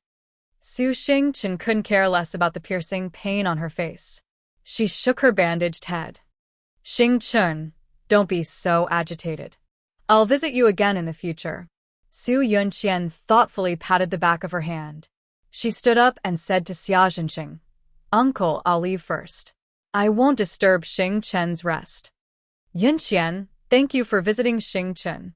Be careful on your way back. Xia Zhenxing walked her to the door. Okay, uncle. You should go back and take care of Xingchen. Walking out of the hospital, Su Yunqian smiled. Han was suspicious of her. He didn't care about her reputation and canceled the wedding. Now, he didn't even take the initiative to contact her. She was extremely depressed. Now that she had visited Su Xingchen, she felt much better. Su Yunqian didn't go back to the company. Now that Han was ignoring her, it was better to start with the old madam. She drove to the old mansion and chatted with the old madam for a while. After confirming that Han didn't tell the old madam what Xiao Yi said, she felt much more at ease. Next, she wanted to check on Xiao Yi. She wanted to see how sick he was and whether he would tell anyone about her. After greeting the old madam, she was led by a servant to Bailey Yi's room. The servant reminded her, Miss Su, the young master hates being touched. Please don't touch him. Su Yunqian nodded. I understand. You can leave first. After watching the servant leave, Su Yunqian locked the door and walked in. Bailey Yi sat in the empty art room. His small body was standing in front of the easel. He held a watercolor pen in his hand and painted on the canvas. Xiao Yi? Su Yunqian approached him and tried to call his name. He turned a deaf ear and didn't respond at all. His hands continued to paint. His bright black eyes quietly stared at the canvas. He was completely immersed in his own world. Su Yunqian walked to his side. When she saw what he had painted, she couldn't help but be shocked. On the large canvas, there were only two colors, black and red. There was not a trace of light in the dark sky, and the ground was covered in the bright red color. A lonely little figure stood between the black and red colors, and the whole picture was shrouded in a strange and frightening atmosphere. Su Yunqian stretched out her hand and pointed at the little figure in the painting. Xiao Yi, is this you? Xiao Yi still didn't say a word. He picked a white watercolor pen and painted on the outline of the little figure. Soon, the white figure became conspicuous at the intersection of the black and red. However, with the overall color combination, it became even more strange. Xiao Yi. Su Yunqian stretched out her hand tentatively. He didn't move and looked at the canvas seriously. Her slender and fair fingers slowly landed on his thin and weak shoulders. Xiao Yi seemed to have gone crazy. He kicked and hit her violently and scratched her arm with his fingernails. This scream came from Su Yunqian. There were 3 red scratches on her arm. She quickly withdrew her hand and retreated away from him. What's wrong? What's wrong? Miss Su, hurry and open the door. Hearing the scream, everyone in the villa was alarmed. The servants who rushed over first kept knocking on the door. It's nothing. Wait a moment. I'll open the door right away. Su Yunqian glanced at Bailey Yi, who was still screaming. She tidied her hair and quickly walked forward to open the door. Little young master. The servant wanted to go forward, but he was afraid of disturbing Bailey Yi. He didn't know what to do. At this moment, the old madam rushed over with her walking stick. Trembling, she walked to Xiao Yi's side. She didn't dare to reach out to hug him. She only comforted him gently. Darling, don't be afraid. Great-grandma is here. Add Hongcha 866.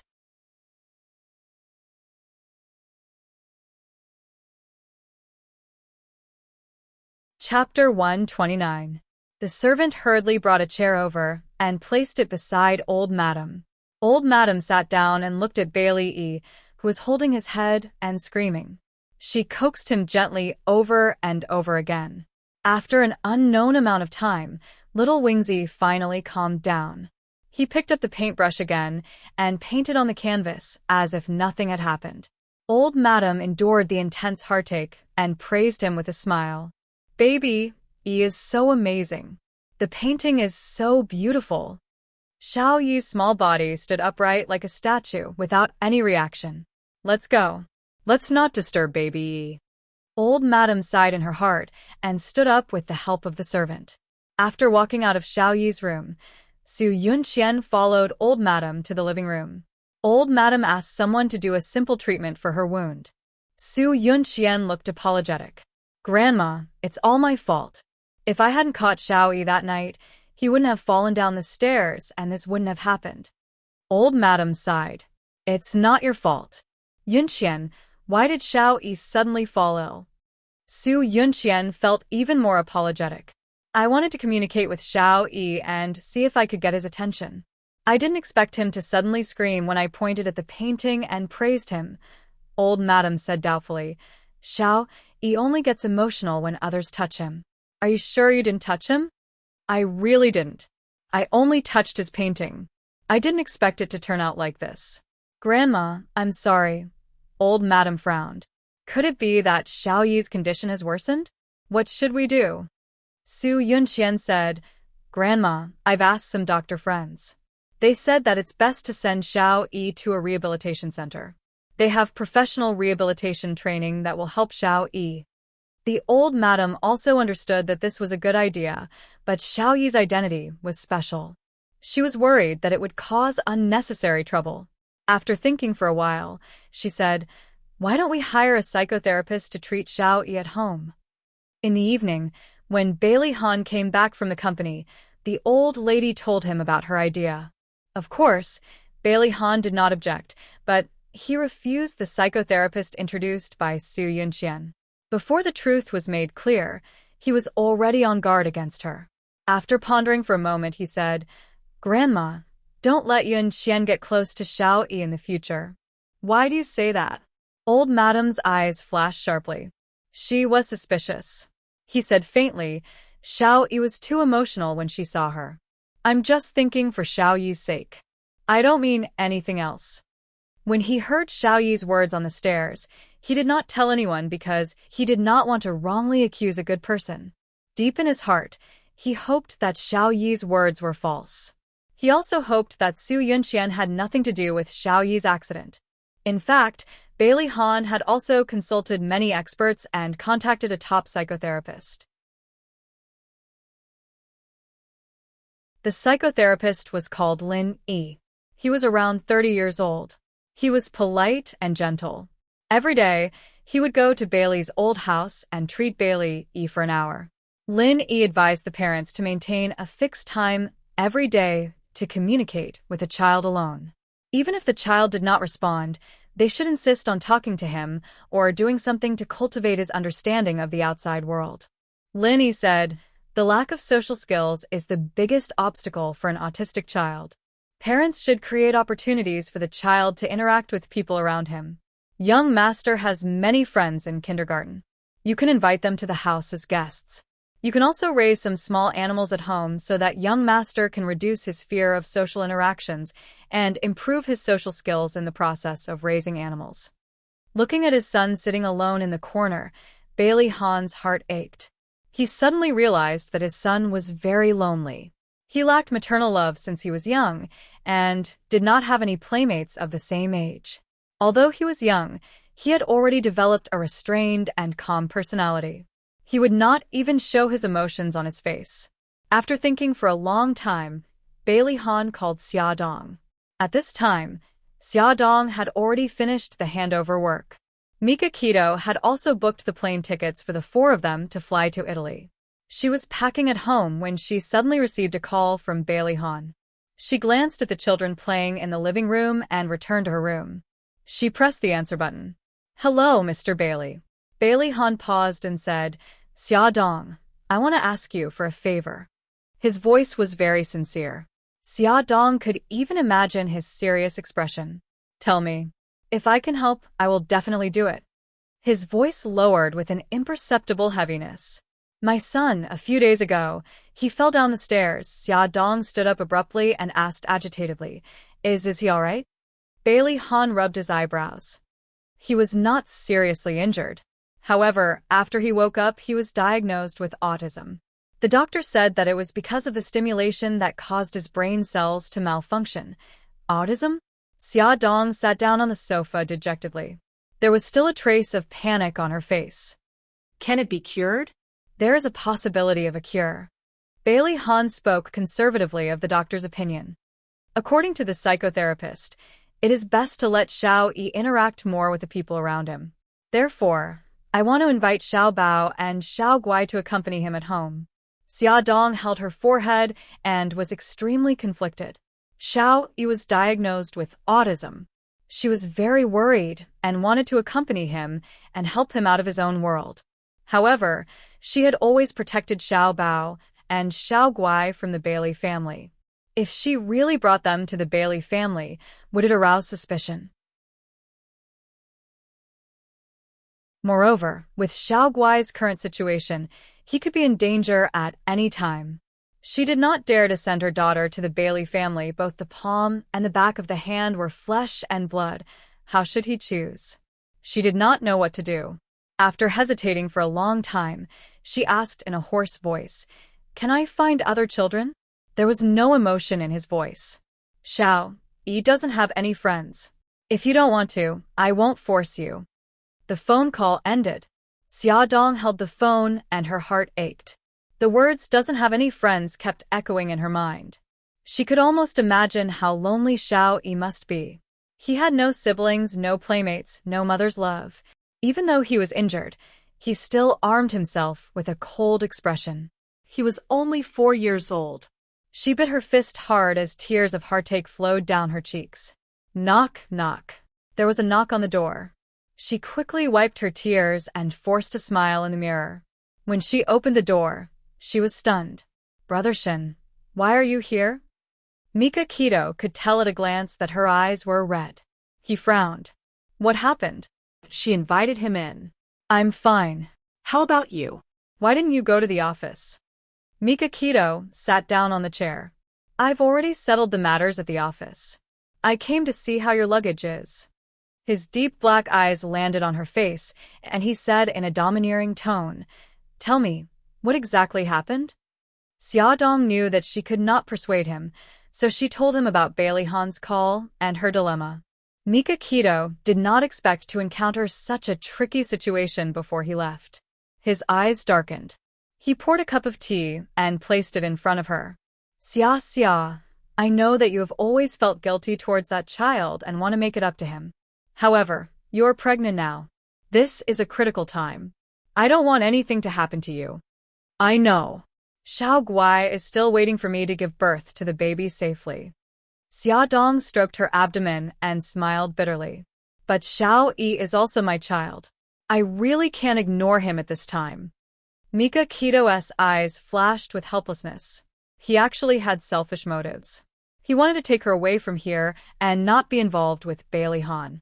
However, fate always played tricks on people. His eyes darkened. Xia, you've already made your decision, haven't you? Xia Dong leaned against the sofa and supported her forehead with one hand. She looked a little tired. Brother Shen, I want to stay and help Xiao Yi cure her autism. She smiled at him. Su Xingchen is already in prison. I don't think anyone will harm me anymore. Mika Kito shook his head. This girl was still too naive. She did not know that Su Xingchen had a backer. Otherwise, how could she have planned such a big conspiracy by herself? However, he knew that it was useless for him to say anything. Since she had already made her decision, he could only support her. He frowned and said, Xiao Guai's health is not good. It's better not to let her go to Bailey's house. I'll talk to Xiao Bao. Xiao Bao and Bailey Yi were sworn enemies. It would be difficult to persuade him to visit Xiao Yi like a close friend. Sure enough, as soon as Mika Kito mentioned this matter, the little girl was like a firecracker. She jumped on the bed unhappily. No. Why should I help him? I want to go to Rome. I want to see God-grandfather. I don't want to stay here. Mom can't stay here either. His mother was always in danger here. He did not want his mother to take risks for that annoying Bailey Yi. Mika Kito rubbed his head. Xiao Bao, stop messing around. I know you're worried about your mommy. I'll protect her. Xiao Bao pouted. Then what about Sweetie? What about Sweetie? Gigai will also stay in China. When Xiao Yi recovers, we'll go to Italy. Xiao Bao disagreed. It was autism. How could it be cured in 2 or 3 days? It seemed that they would not be able to leave in a short period of time. However, how did Bailey Yi, that annoying fellow, contract this disease? Autistic? More like arrogant. Xiao Bao, Gigai be good. Don't make things difficult for your mommy. Alright then. I want to make it clear that I'm not staying for that annoying guy. I'm staying for mommy. I know. You love your mommy the most. Mika Kito rubbed his hair in amusement. In the living room, Xia Dong called Bailey Han back. She tried to speak in a calm voice. Mr. Bailey, when do you think it's convenient? I'll send Xiao Bao to Bailey's house. Welfare Hongcha 866.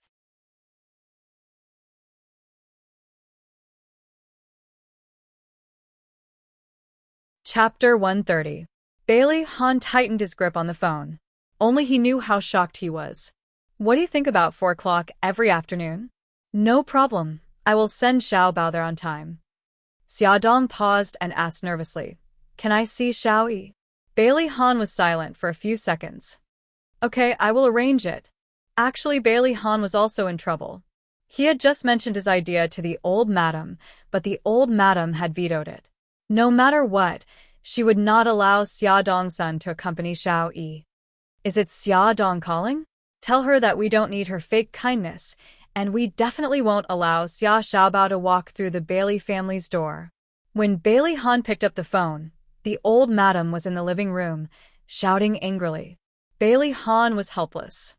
Grandma, I am doing this for Xiao Yi's sake. The old madam raised her voice. Xiao Yi has so many classmates. Why did she choose Xia Xiaobao?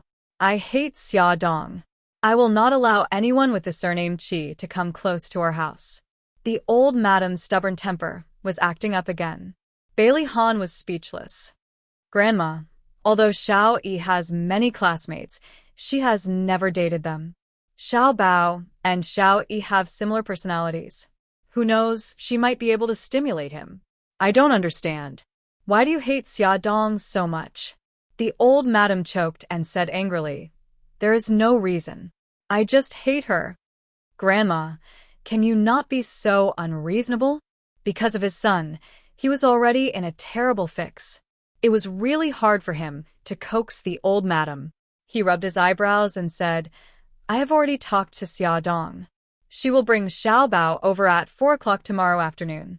I will try my best to rush back tomorrow. Why are you coming back? Are you worried that I will give her a hard time? Bailey Han's mouth twitched as he hit the nail on the head. Old Madam exclaimed, No, I haven't agreed to let her come over. Grandma. He was at his wit's end with this stubborn old child, so he brought up his precious son. Grandma, do you want to see Xiao Yi continue to be like this? Trust me, doing this will be good for Xiao Yi's condition. The old madam turned her gaze and saw her precious great-grandson standing by the window in a daze. The resentment and anger in her heart gradually dissipated. She had heard of Xia Xiaobao and knew that he was very smart. Every time her little great-grandson mentioned him, he would gnash his teeth in anger. She wasn't that old and senile. She could tell that although they were rivals, there was a faint sense of empathy between them. Perhaps Xiao Bao could really stimulate Xiao Yi and improve his condition. She pondered and struggled for a long time, unable to make up her mind. Suddenly, Xiao Yi, who was standing by the window with her back facing them, turned around and silently sat by the chessboard to play chess with herself. Bailey Han said indifferently, Grandma, do you want to keep watching Xiao Yi play chess with yourself? Which child of the same age didn't play in groups? Only Xiao Yi was always alone and didn't have any friends. The old madam closed her eyes and sighed. Forget it. Let them come. However, I have a condition. You can't let Xia Dong see Xiao Yi. If the mother and son met, what if Xia Dong had any ideas? Bailey Han frowned. I've already promised her. A strange smile appeared on the old madam's lips. So, what if you've agreed? Anyway, the decision is in my hands. Don't worry, I won't embarrass her tomorrow. At 4:00 in the afternoon, Xia Dong drove the BMW with Xiao Bao to the Old Bailey residence. A servant led them in. The housekeeper was waiting at the door and bowed politely. Miss Xia, please rest in the living room. Young Master Xia, please follow me upstairs. Xia Dong's eyes moved. Housekeeper, I want to go upstairs to see young master. The housekeeper looked troubled. Miss Xia, I'm very sorry. Without the old madam's permission, no one can see young master. Bailey Han had already promised her, but now the old madam jumped out to block her way. Xia Dong wanted to flip out, but she thought that there was still a long way to go, so she controlled herself. She bent over and reminded Xiao Bao, Bao Bao, remember mommy's words. You have to be friendly to Xiao Yi. Don't worry, Mom. I know what to do. Xiao Bao pouted disapprovingly. He waved his hand and swayed his little, but as he followed the housekeeper upstairs, Xia Dong watched their figures disappear at the top of the stairs before she sat down on the sofa. Immediately, a servant came forward to make her a cup of tea and considerately brought her newspapers and magazines. The living room was very quiet. The servant looked down and stood to the side. Xia Dong casually flipped through the magazine. On the surface, she looked like she was staring at the magazine, but in reality, she was listening attentively, hoping to hear what was going on upstairs. However, she was disappointed. Other than the sound of her flipping through the magazine, she couldn't hear anything else. On the second floor, Xia Xiaobao swaggered into Bailey Yi's room. In front of the large floor-to-ceiling window, a small figure was sitting on the ground. He was facing the window, holding a thick book and reading quietly. There were many books scattered around his feet. Xiao Bao glanced at the housekeeper standing at the door. His pink cheeks puffed up, and he quickly ran to Bailey Yi's side. He squatted down and looked at the book in his arms. He exclaimed, Not bad.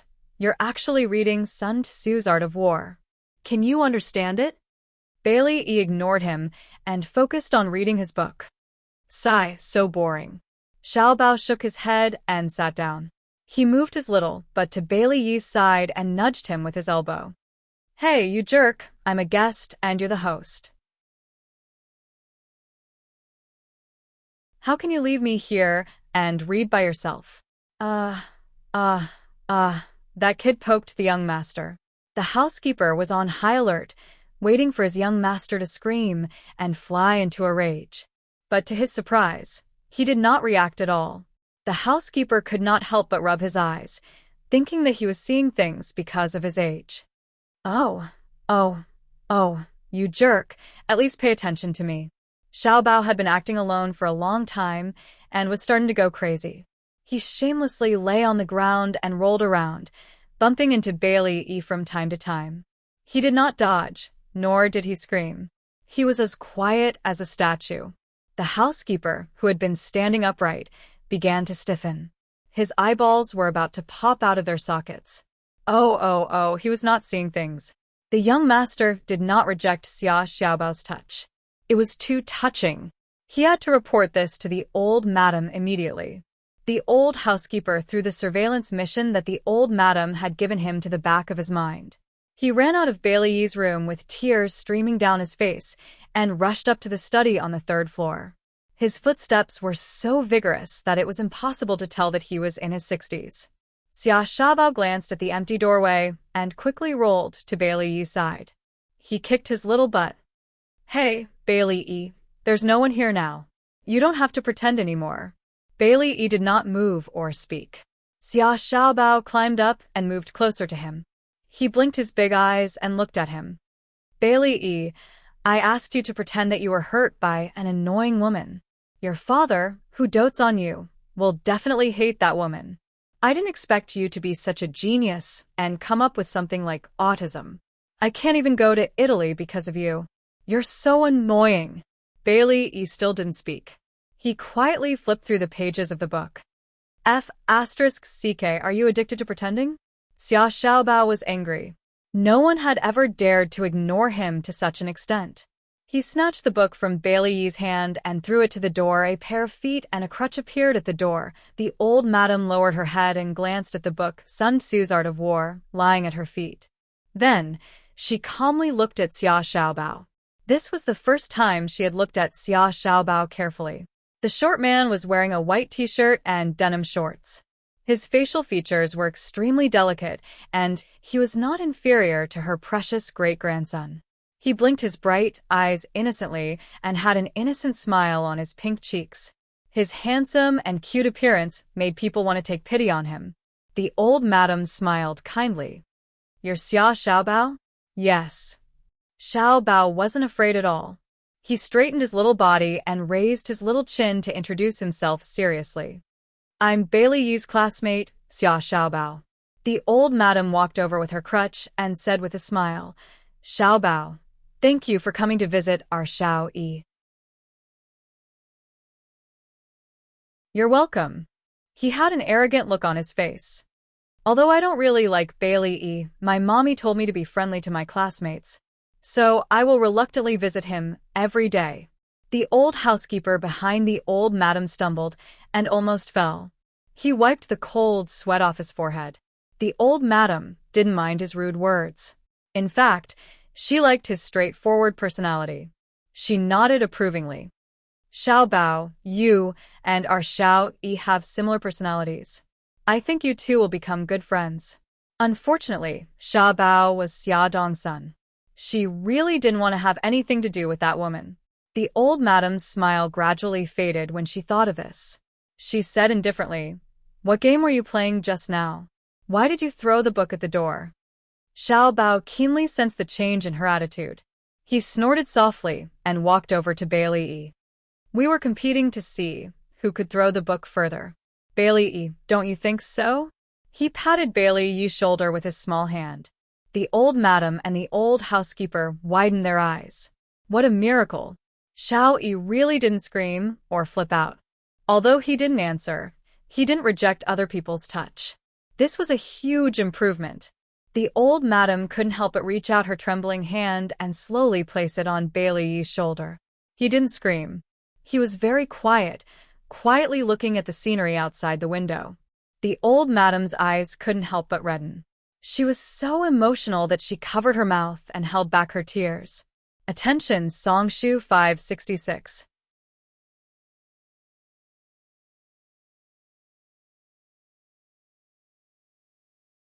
Chapter 131. Old Madame Dowager wanted to hug his soft little body tightly, but she didn't dare and forced herself to hold back. He was looking out of the window with all his attention. She followed his gaze and saw a few pots of flowers blooming on the balcony. There was nothing special about them, but He was looking at them very seriously. Old Madame Dowager had mixed feelings.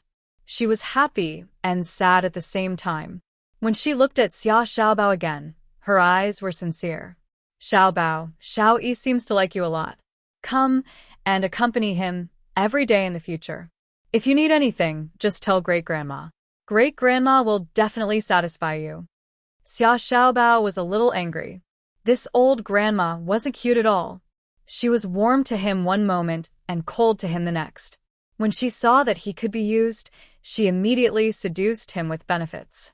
Humph. But his mother had told him not to get into a conflict with Bailey's family, so he reluctantly paid attention to her. He blinked and revealed a sweet and innocent smile. There were even 2 cute dimples on his cheeks. Great-Grandma, can I have anything I need? Old Madame Dowager nodded. His smile became even sweeter. I want my mommy to play with us. My mommy knows a lot of games. With her company, Bailey, you will definitely recover faster. It was so boring to play with just the 2 of them. Also, his mother seemed to want to visit Bailey very much. Although he didn't know why, he was happy as long as his mother was happy. Old Madame Dowager frowned. He puffed up his cheeks and said angrily, you can't even agree to such a simple request. Sigh, you adults just like to go back on your words. Old Madame Dowager struggled for a few seconds, but still refused. This condition won't do. Xiaobao, change it. Xiaobao waved his little hand impatiently. Forget it. Adults are so wishy-washy. I'm so annoyed. I'm going back first. He moved closer to Bailey E and chuckled. Bailey E, I'll be leaving first. I'll come back to see you tomorrow. I'll bring you something fun tomorrow. Regardless of whether Bailey E was pretending or not, it was very boring to just sit there all day. He would be kind and save him this time. After all, he was a good person.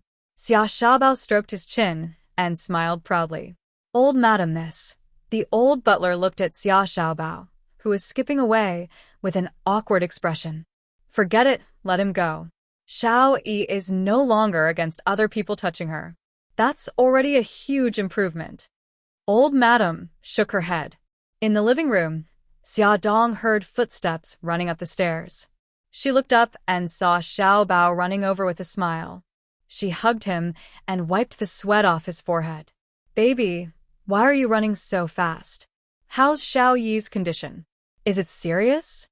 Xiao Bao puffed up his cheeks and thought for a few seconds. It seems quite serious. He didn't pay attention to me from beginning to end. I just kept talking to myself. Xia Dong's body stiffened and her expression turned ugly. Xiao Bao rolled his eyes and said, but I heard from that grandma that his condition is getting better. He didn't scream when I touched him. Xia Dong's frown eased. As long as there was hope for him to get better, it was fine. Holding her son's hand, she walked out of Bailey's house. Xia Dong went to the parking lot to get her car.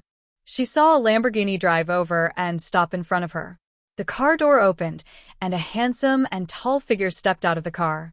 He was wearing a black shirt with the top 2 buttons unbuttoned, revealing his sexy chest. He wore tight jeans that hugged his enchanting waist and perky butt. He wore a pair of sunglasses that revealed his high nose and thin lips. He swung his beautiful long legs gracefully, and his devilish aura was unstoppable. She hadn't seen Bailey Yin for more than a month. She didn't expect him to be even more devilish than before. Bailey Yin put a finger to his mouth and whistled. A snow-white furry thing suddenly jumped out of the back seat of the Lamborghini. It happily swung its long fur and pounced on Bailey Yin. All right, Dowdo, stop fooling around. Bailey Yin patted the big dog's head and ruffled it.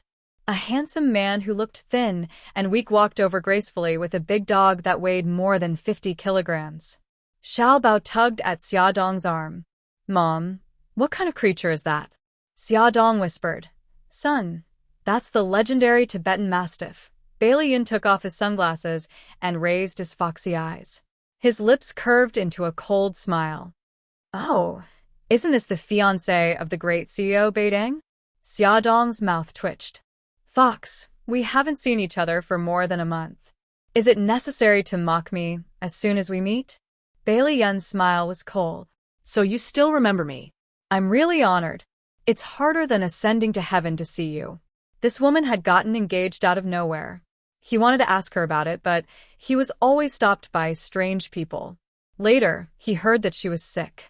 When he went to her house, the nanny said that she wasn't around. In short, it was harder than ascending to heaven for him to see her.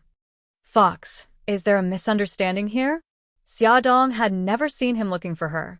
She was also entangled with trivial matters and had never contacted him. Bai Liyun took a deep breath. His beautiful foxy eyes narrowed as he said indifferently, "Forget it. I'll be angered to death by you sooner or later if I bicker with a heartless woman like you. Hey, you're not allowed to reject my calls anymore." I didn't. Xiaodong immediately retorted. "I didn't receive any calls from you at all." Bailey Yun frowned. His eyes suddenly turned cold, and he stretched out his hand. "Give me your phone." Xiaodong was puzzled. She took out her phone and handed it to him. He took the phone and fiddled with it for a while. Suddenly, he sneered. "You've blacklisted my name. No wonder you can't answer my calls." "I've never done that before," Xiaodong hurriedly explained. "You don't have to explain. I think I know who did it." Bailey Yun's lips curled into a sloppy smile. "It seems that your fiancé is very strict with you. This Mikakito is really going all out to get rid of her love rival," Xiaodong instinctively retorted. "No, Brother Shen isn't that kind of person." Bailey Yun's heart suddenly ached, but he still had a frivolous smile on his face. He pinched a strand of her hair with his fingers and leaned over to smell it. "How intimate. No wonder you two even have a child." He glanced at Xiao Bao, who was standing beside Xiaodong's feet. "Fox, Xiao Bao isn't," Xiaodong wanted to explain, but she swallowed her words. "Forget it. You can think whatever you want. Xiao Bao, let's go." She opened the car door and carried her son into the car. She sat in the driver's seat expressionlessly. Damn it. Why didn't she explain? Was she really going to run away with another man? Bailey Yun gritted his teeth as he watched Xiaodong drive away. He was so angry that he stomped his feet. Lil Pi jumped over and rubbed her furry face against Bailey Yun's arm. Bailey Yun smiled bitterly. "Lil Pi, it seems that you're the only one who knows me best in this world." Lil Pi rubbed against him affectionately.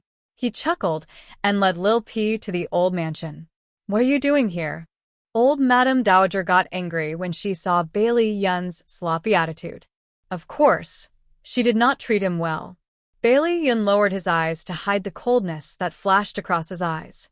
He stroked Lil Pi's furry head and said, "Didn't the psychotherapist say that raising animals is good for treating autism? That's why I brought Lil Pi over to accompany Xiao Yi." Lil Pi stuck out her long tongue and stared at old Madame Dowager eagerly. She wagged her furry tail in a fawning manner.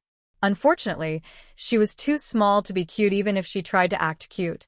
Old Madame Dowager frowned in disdain and pointed at the huge creature in the living room. "Are you sure this fellow won't scare Xiao Yi?" Bailey Yun's mouth twitched. "Xiao Yi has liked Lil Pi since she was young. Lil Pi also likes her very much. Grandma, do you remember when Xiao Yi shaved all of Lil Pi's fur when she was 3 years old?" Lil Pi did not even make a sound. If it were anyone else, Lil Pi would have bitten off an arm before they could even pluck a single hair from Lil Pi's body. Old Madame Dowager thought about it. There was indeed such a thing. At that time, the big guy had a bald butt and was depressed for a long time. She hid at home and avoided people. "Butler, clean Lil Pi and send her to young master's room." Bailey Yun was speechless. He had just cleaned Lil Pi up before leaving the house. "She smelled good all over, okay? Lil Pi, woo-woo tea to the power of tea." She despised him. Lil Pi also had dignity. When the servant was bathing her, she fiercely splashed the servant with water. Bailey Yun took Lil Pi upstairs. Xiao Yi was still sitting by the window, quietly reading a book. Bailey Yun called his name, but he did not respond. Lil Pi barked at him twice, but he ignored her. Bailey Yun felt sad. When he first found out that Xiao Yi was autistic, he thought it was a prank by Xiao Yi. However, a week had passed, and she still did not get better. Bailey Yin started to worry. He specially brought his beloved dog over to accompany Xiao Yi. Compared to the silent Xiao Yi now, he missed the little devilish Xiao Yi very much. Bailey Yin bent down and wanted to rub Lil P's head. However, he was worried that it would agitate Lil P, so he could only give up and sit beside him. He stretched out his long arm and hugged Lil P's furry head. He chuckled softly and said, "Xiao Yi, look who I brought over for you." There was no response. Lil P was disliked before, and now he was being ignored again. She was unhappy. She rubbed her head against Xiao Yi's head and licked his face with her long tongue, leaving saliva all over his face. Her furry paws were not idle either. From time to time, she would bend her legs and jump around like a frog to attract his attention. Xiao Yi still did not respond. Lil P was so tired that she was panting. She lay on the ground and looked at Bailey Yun with tears in her eyes. Bailey Yun smiled and stroked her head. "Lil P, you're not working hard enough. Look, Xiao Yi is still ignoring you. Boo, don't hurt a dog like this." Ad. Hongcha 866.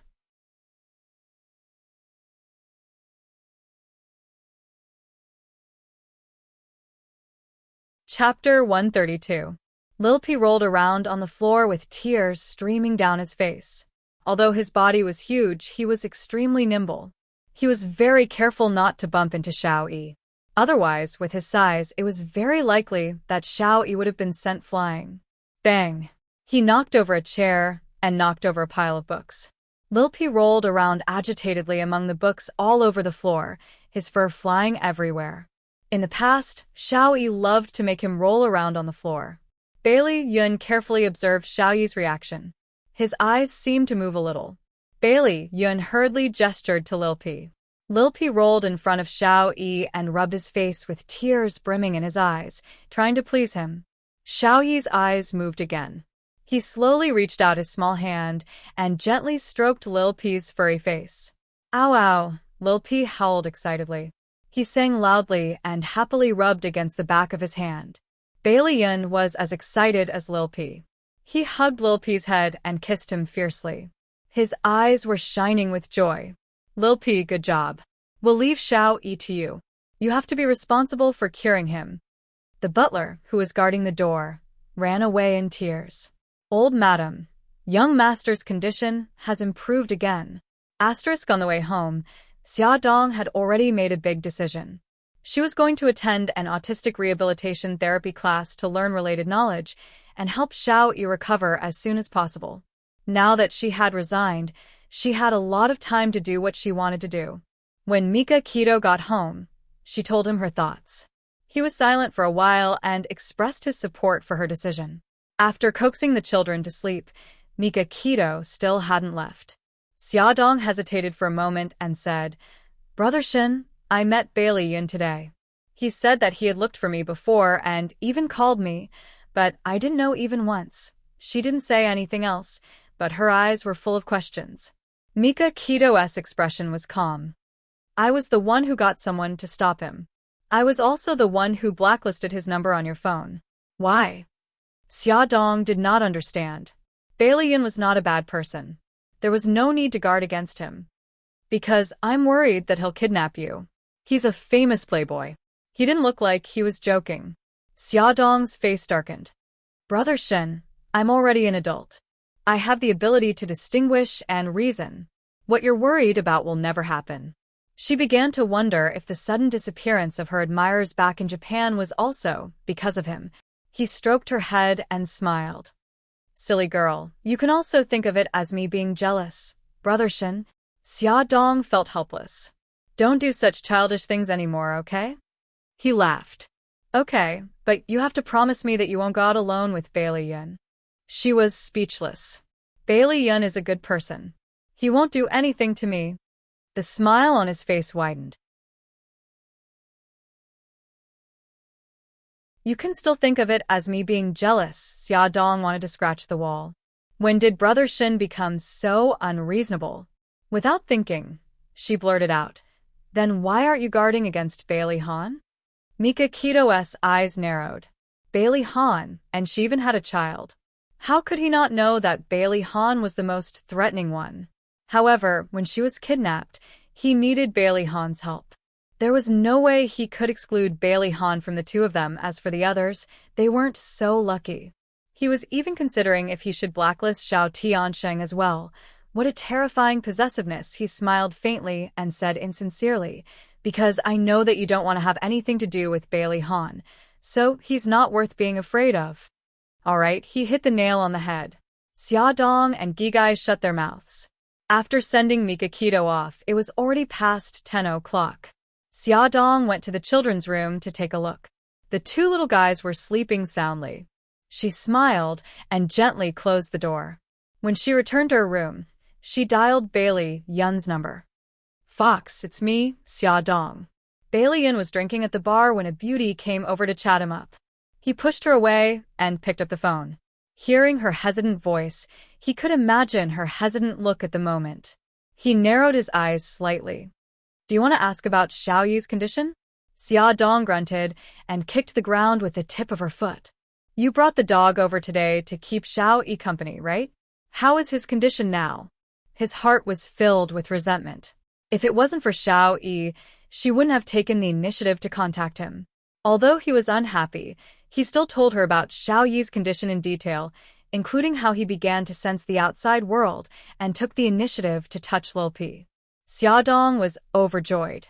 She said nervously, Fox, I want to see Xiao Yi. Do you have any way to help me? Bailey Yun's tone softened a little. You know that my grandma treats Xiao Yi like a treasure and protects him tightly. It's impossible for you to get close to him. She smiled awkwardly. I know. Just pretend that I didn't ask. Bailey Yun's lips moved. He wanted to say something, but didn't. Xia Dong said softly, Fox, I didn't contact you for a long time because something happened to me. I didn't mean to ignore you. Don't be angry, okay? Idiot. Bailey Yun scolded softly.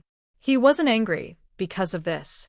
He was angry because he didn't hear from her and had worried him for so long. They finally met, but she was still holding her and Mika Keto's son. She tried to please him in a small voice. Go ahead and scold me. Remember to forgive me after you're done. Bailey Yun was angry and amused at the same time. When he imagined her carefully trying to please him, his heart softened. He coughed and pretended to be fierce as he shouted at her. What's going on with you and Mika Keto? Didn't you say that you didn't want to get married? Why do you want to marry him? Or do you just not want to marry me? He shouted a lot. Xia Dong rubbed her ears in distress. Okay, I'll be honest. Actually, this is a misunderstanding. Brother Shin's proposal was just an act. So, you're not engaged. Bailey Yun was ecstatic. He stood up quickly, scaring the beauty who was about to approach him. Yes, I'm only telling you. Don't tell anyone else. Xia Dong dug her ears. Why? Bailey Yun was very dissatisfied. Did she want to make the act with Mika Keto real? Xia Dong wanted to poke his head with her finger. Are you stupid? If your family finds out that I don't have a fiancé, they'll definitely think that I'm trying to seduce your brother. My engagement status is my protection.